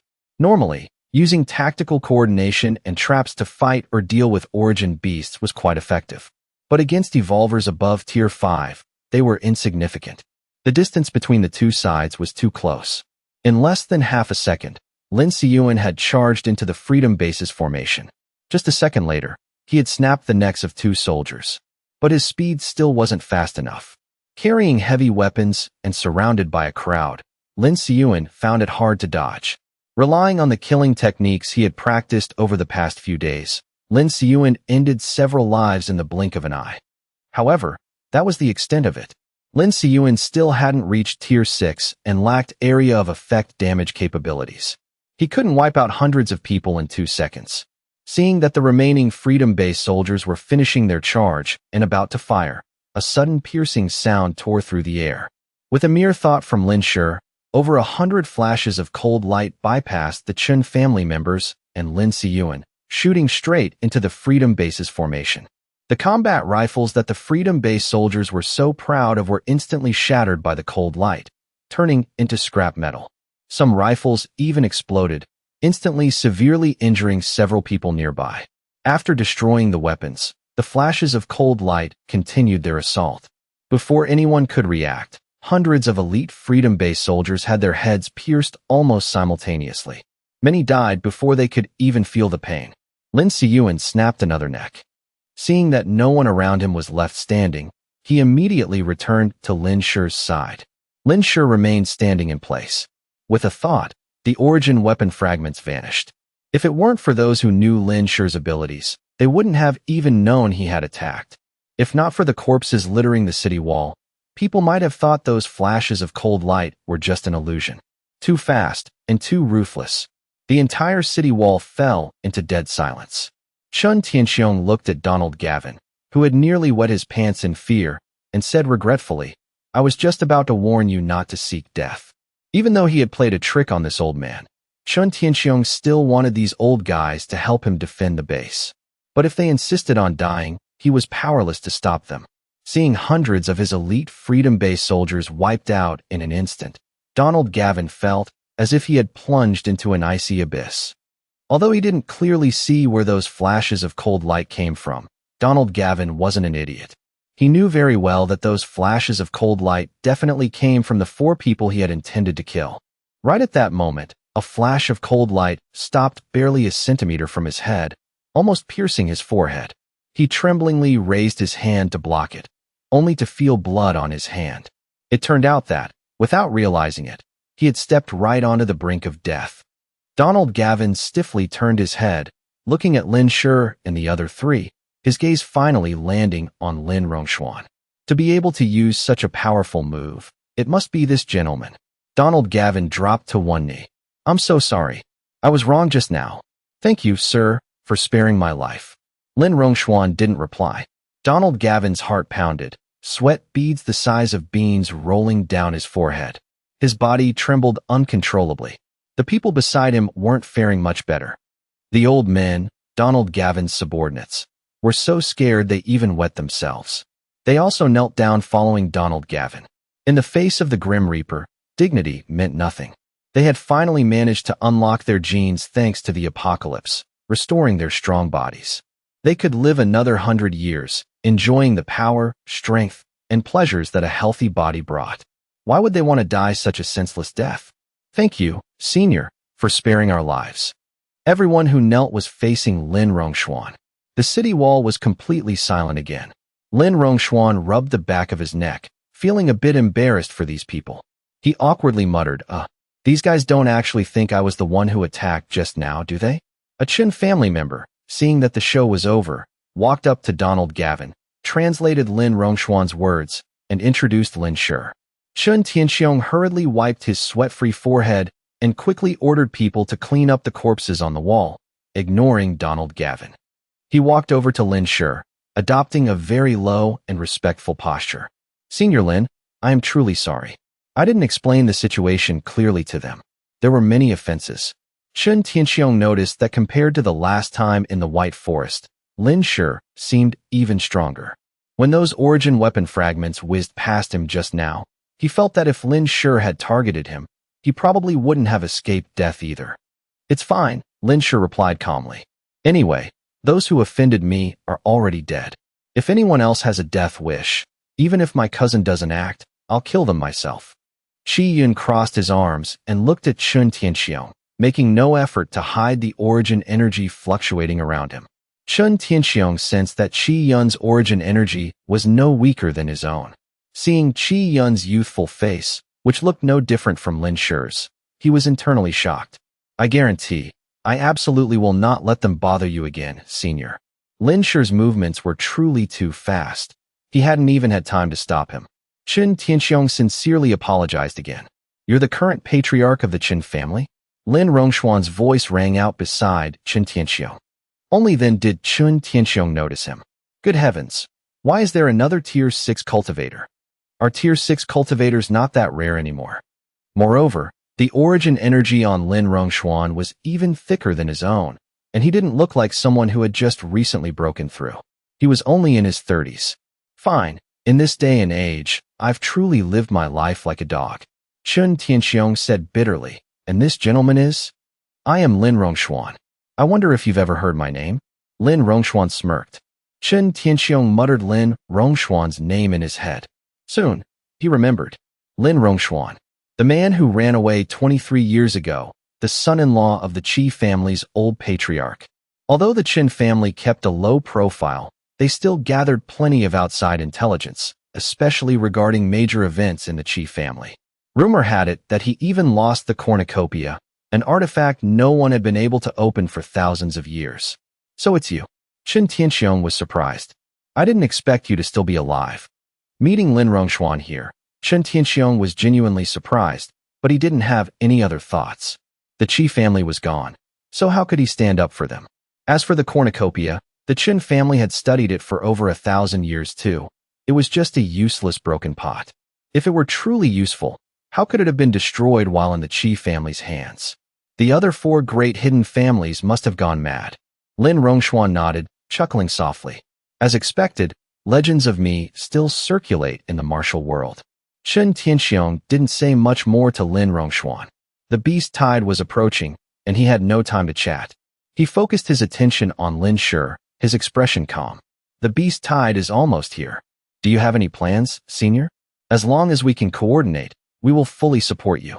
Lin Shi nodded and pointed at Donald Gavin's group, who were currently being educated by the Chun family about his strength, their faces filled with terror. The beast horde will be here in about half an hour. Let them lead the vanguard later. Donald Gavin was just being enlightened about Lin Shi's terrifying power, shocked that they had knelt and begged for mercy, when he suddenly heard the Chun family translator say that Lin Shi wanted them to lead the vanguard. Donald Gavin almost fainted. The main force of the Freedom Base was still under the city walls. The wall space was limited, so they couldn't bring everyone up. Donald Gavin had only brought a few hundred men up to show off. If his men were really made to lead the charge, the thousands of troops he brought from the Freedom Base would definitely be wiped out. But if he didn't obey, the one dying might be him. Donald Gavin's face darkened, furious to the point of madness. Had he known, he wouldn't have come to the Chun family base and would have just led his people straight to Europe. But now it was too late. Chen Tianxiong was very happy to assign Donald Gavin the task of blocking the beast tide on the front lines. Donald Gavin had no choice but to agree with a pleading look on his face. On the city wall, though much was said, only a few minutes had passed. In that time, the beast tide had advanced several more kilometers. Lin Shi already had a plan. He looked toward Chen Tianxiong. Chen Tianxiong was still arguing with Donald Gavin. Chen Xiefeng, who had been keeping an eye on Lin Shi, was the first to notice him. He bowed his head and approached respectfully, showing none of the airs of a Chun family elder. Chen Xiefeng said, "Senior, do you have any orders?" Lin Shi decided to tell Chen Xiefeng directly, "Leave this place to me. You can take your men down to guard the other positions." Chen Xiefeng was stunned. He widened his eyes, doubting his own ears. This was the direction facing the beast tide's direct assault. They had set up all their long-range weapons, preparing for a head-on clash with the beast tide. Even knowing Lin Shi was very strong, he still felt this task was impossible to accomplish alone. Chen Xiefeng hurriedly said, "Senior, did I hear that right?" "You just said." Lin Shi nodded. "You didn't hear wrong. I alone am enough for this place. You guys can have your men guard the other directions. If there are no mutant beasts, just hold the gates. If any slip through, deal with them yourselves." Chen Tianxiong arrived at this moment. Hearing Lin Shi's words, he agreed without a second thought and immediately ordered his men to move the weapons to other positions. Chen Xiefeng was still dazed. Hearing that Lin Shi wanted to guard the city wall alone, leaving everyone else to just pick off the stragglers, the Chen family was in an uproar. Not everyone had set foot in the Amazon rainforest. They hadn't witnessed Lin Shi controlling thousands of origin weapon fragments to sweep away everything, nor had they ever seen him fight, so it was hard for them to imagine how he would deal with hundreds of thousands of origin beasts. Wouldn't he get tired? Wouldn't his origin energy run out? However, these questions were far outweighed by their curiosity. Lin Shi had proven his strength, but their imaginations were too limited to picture just how powerful he truly was. The truth was, ever since breaking through to Tier 8, Lin Shi had never used his full strength. Even he himself didn't know where his limits lay. This was a good opportunity to test his strength, and he didn't want others around bothering him. The Chun family and the people from the Freedom Base quickly descended from the city wall. In the blink of an eye, only Lin Shi, Lin Rongxuan, Lin Siyuan, and Qi Yun remained on the wall. "You three, keep a distance of over 100 meters from me. Don't get too close, or you might get hurt," Lin Shi instructed the three. "Don't worry, we'll stand guard for you. Just do your thing." Lin Rongxuan patted his chest, guaranteeing it. Qi Yun also looked at Lin Shi seriously. "Cousin, I'll protect you. I definitely won't let anyone of unknown origin harm you." Saying that, he even shot a glance at Lin Rongxuan, making Lin Rongxuan jump. Lin Siyuan was very obedient. As soon as Lin Shi finished speaking, he retreated over 100 meters. Even though there were hundreds of thousands of origin beasts outside the wall, Lin Siyuan didn't care at all. In his eyes, there was only Lin Shi. His gaze was resolute. He would definitely protect his uncle well. Lin Rongxuan caught a glimpse of Lin Siyuan's determined face and couldn't help but look back. This face. Why does it look so familiar? Right, what's this kid's name again? I think it's Siyuan, or something Yuan. Lin Rongxuan felt a few memories suddenly pop into his head, but those memory fragments vanished just as quickly, leaving him with the lingering feeling that he had forgotten something very important. No one knew that a few years before the apocalypse, Lin Rongxuan had contracted a rare brain disease. At first, he only noticed his memory deteriorating, but later he often woke up not knowing where he was. Back then, in Europe, Lin Rongxuan found a secret underground clinic for a checkup, only to discover dark spots appearing in his brain. These dark spots were constantly eroding his normal brain functions. But thanks to his strong physique, they spread very slowly. The doctor advised him to have surgery, but the success rate was very low. Because their current equipment, which was already the best in Europe, couldn't even diagnose what the disease was. And Lin Rongxuan couldn't entrust his life to a foreigner he had just met. Moreover, if he stayed in one place for too long, Qi Xiaoang's people would find him. A year before the apocalypse broke out, Lin Rongxuan only remembered that he had a son named Lin Shi and that he needed to run away. He remembered nothing else. Lin Shi would never know that in his previous life, Lin Rongxuan had died on the way to find him. Initially, Lin Rongxuan thought he would definitely die before the apocalypse, but the arrival of the apocalypse and the resurgence of origin energy brought him a glimmer of hope. He quickly relied on origin energy and hunting origin beasts to break through to Tier 5, then Tier 6. The power unlocked by his genes suppressed the encroaching darkness, allowing Lin Rongxuan, who had been aging and losing his mind, to recover many of his memories. Only then did he find traces of Lin Shi, who was famous everywhere, and went to meet him. Because of his rebirth, Lin Shi wouldn't ask Lin Rongxuan why he couldn't find his son in his previous life. And Lin Rongxuan in this life didn't know about the events of the previous life, nor did he know that in the previous life, the apocalyptic origin energy wasn't this dense. He had died in a foreign land without recovering his memories. Now, the familiar sensation of forgetting something made Lin Rongxuan realize his condition was worsening. He scratched his head, looking at Lin Shi's back, which was already a bit taller than his own. His face showed a mix of joy and regret.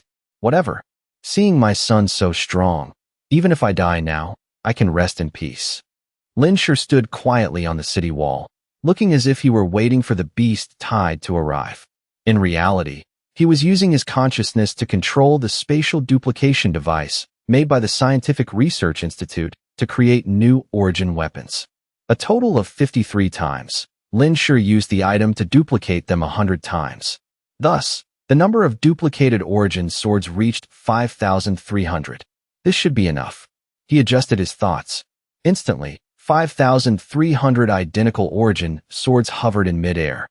Above the base, in the sky covering the city wall, compared to the last time when there were only over 1,000 origin swords of various types. This time, the 5,300 origin weapons created an incredibly stunning visual effect. Lin Shi nodded in satisfaction, testing his control by making these swords fly in various directions. Swish. Flash. Below the city wall, the people of the Chun family and the Freedom Base, who had just dismantled their defensive formations not long ago, suddenly felt the sky darken. They looked up and their eyes instantly widened. Especially those who hadn't witnessed Lin Shi controlling over 1,000 origin weapons before. All of them were so shocked their jaws dropped, exclaiming, "Holy shit! What is that? Holy shit! Is that Senior Lin Shi's sword technique? Holy shit! There are so many more than last time. Holy shit! So beautiful! Holy shit! Holy shit! Where did the weapons of the Wang and CI family patriarchs go? Holy shit! Didn't that patriarch carefully wrap up his weapon and refuse to bring it out?" As for the people from the Freedom Base, they were so terrified they flattened themselves against the ground. What is this? Is this the latest weapon developed by the Xia nation? The oppressive feeling was like the sky collapsing, making them unable to stand firm. They only wanted to kneel. Is the Xia nation really this powerful? Then wasn't their dream of world domination just a pipe dream? Chen Tianxiong's eyes widened and his jaw dropped. This was the first time he had witnessed such a breathtakingly spectacular scene in the sky, one that words couldn't describe. Countless flying swords soared freely in the sky, as if each sword were controlled by a person. So many swords crisscrossed without colliding with each other. Their speed was so fast that even he, a Tier 6 cultivator, found it hard to see them clearly. Is this really the power of a Tier 7 cultivator? Can a human really do this? Earlier, in front of Chen Xiefeng and the Chen family, Chen Tianxiong had acted very decisive and trusting of Lin Shi, giving up the best attack position to Lin Shi, canceling their existing defense plan. He said he trusted Lin Shi, but in reality, Chen Tianxiong was making a massive gamble. He was more worried than anyone else, unsure if the base could be held. Now, seeing the scene above the city wall, Chen Tianxiong's worries dissipated somewhat. If even this force couldn't hold the base, then today would be the day the Chun family perished, with no way out. Not long after, Lin Shi controlled the 5,300 origin swords, flying them rhythmically toward the distant beast horde. On the vast white plains, thousands of flying swords violently clashed with hundreds of thousands of origin beasts in the beast tide.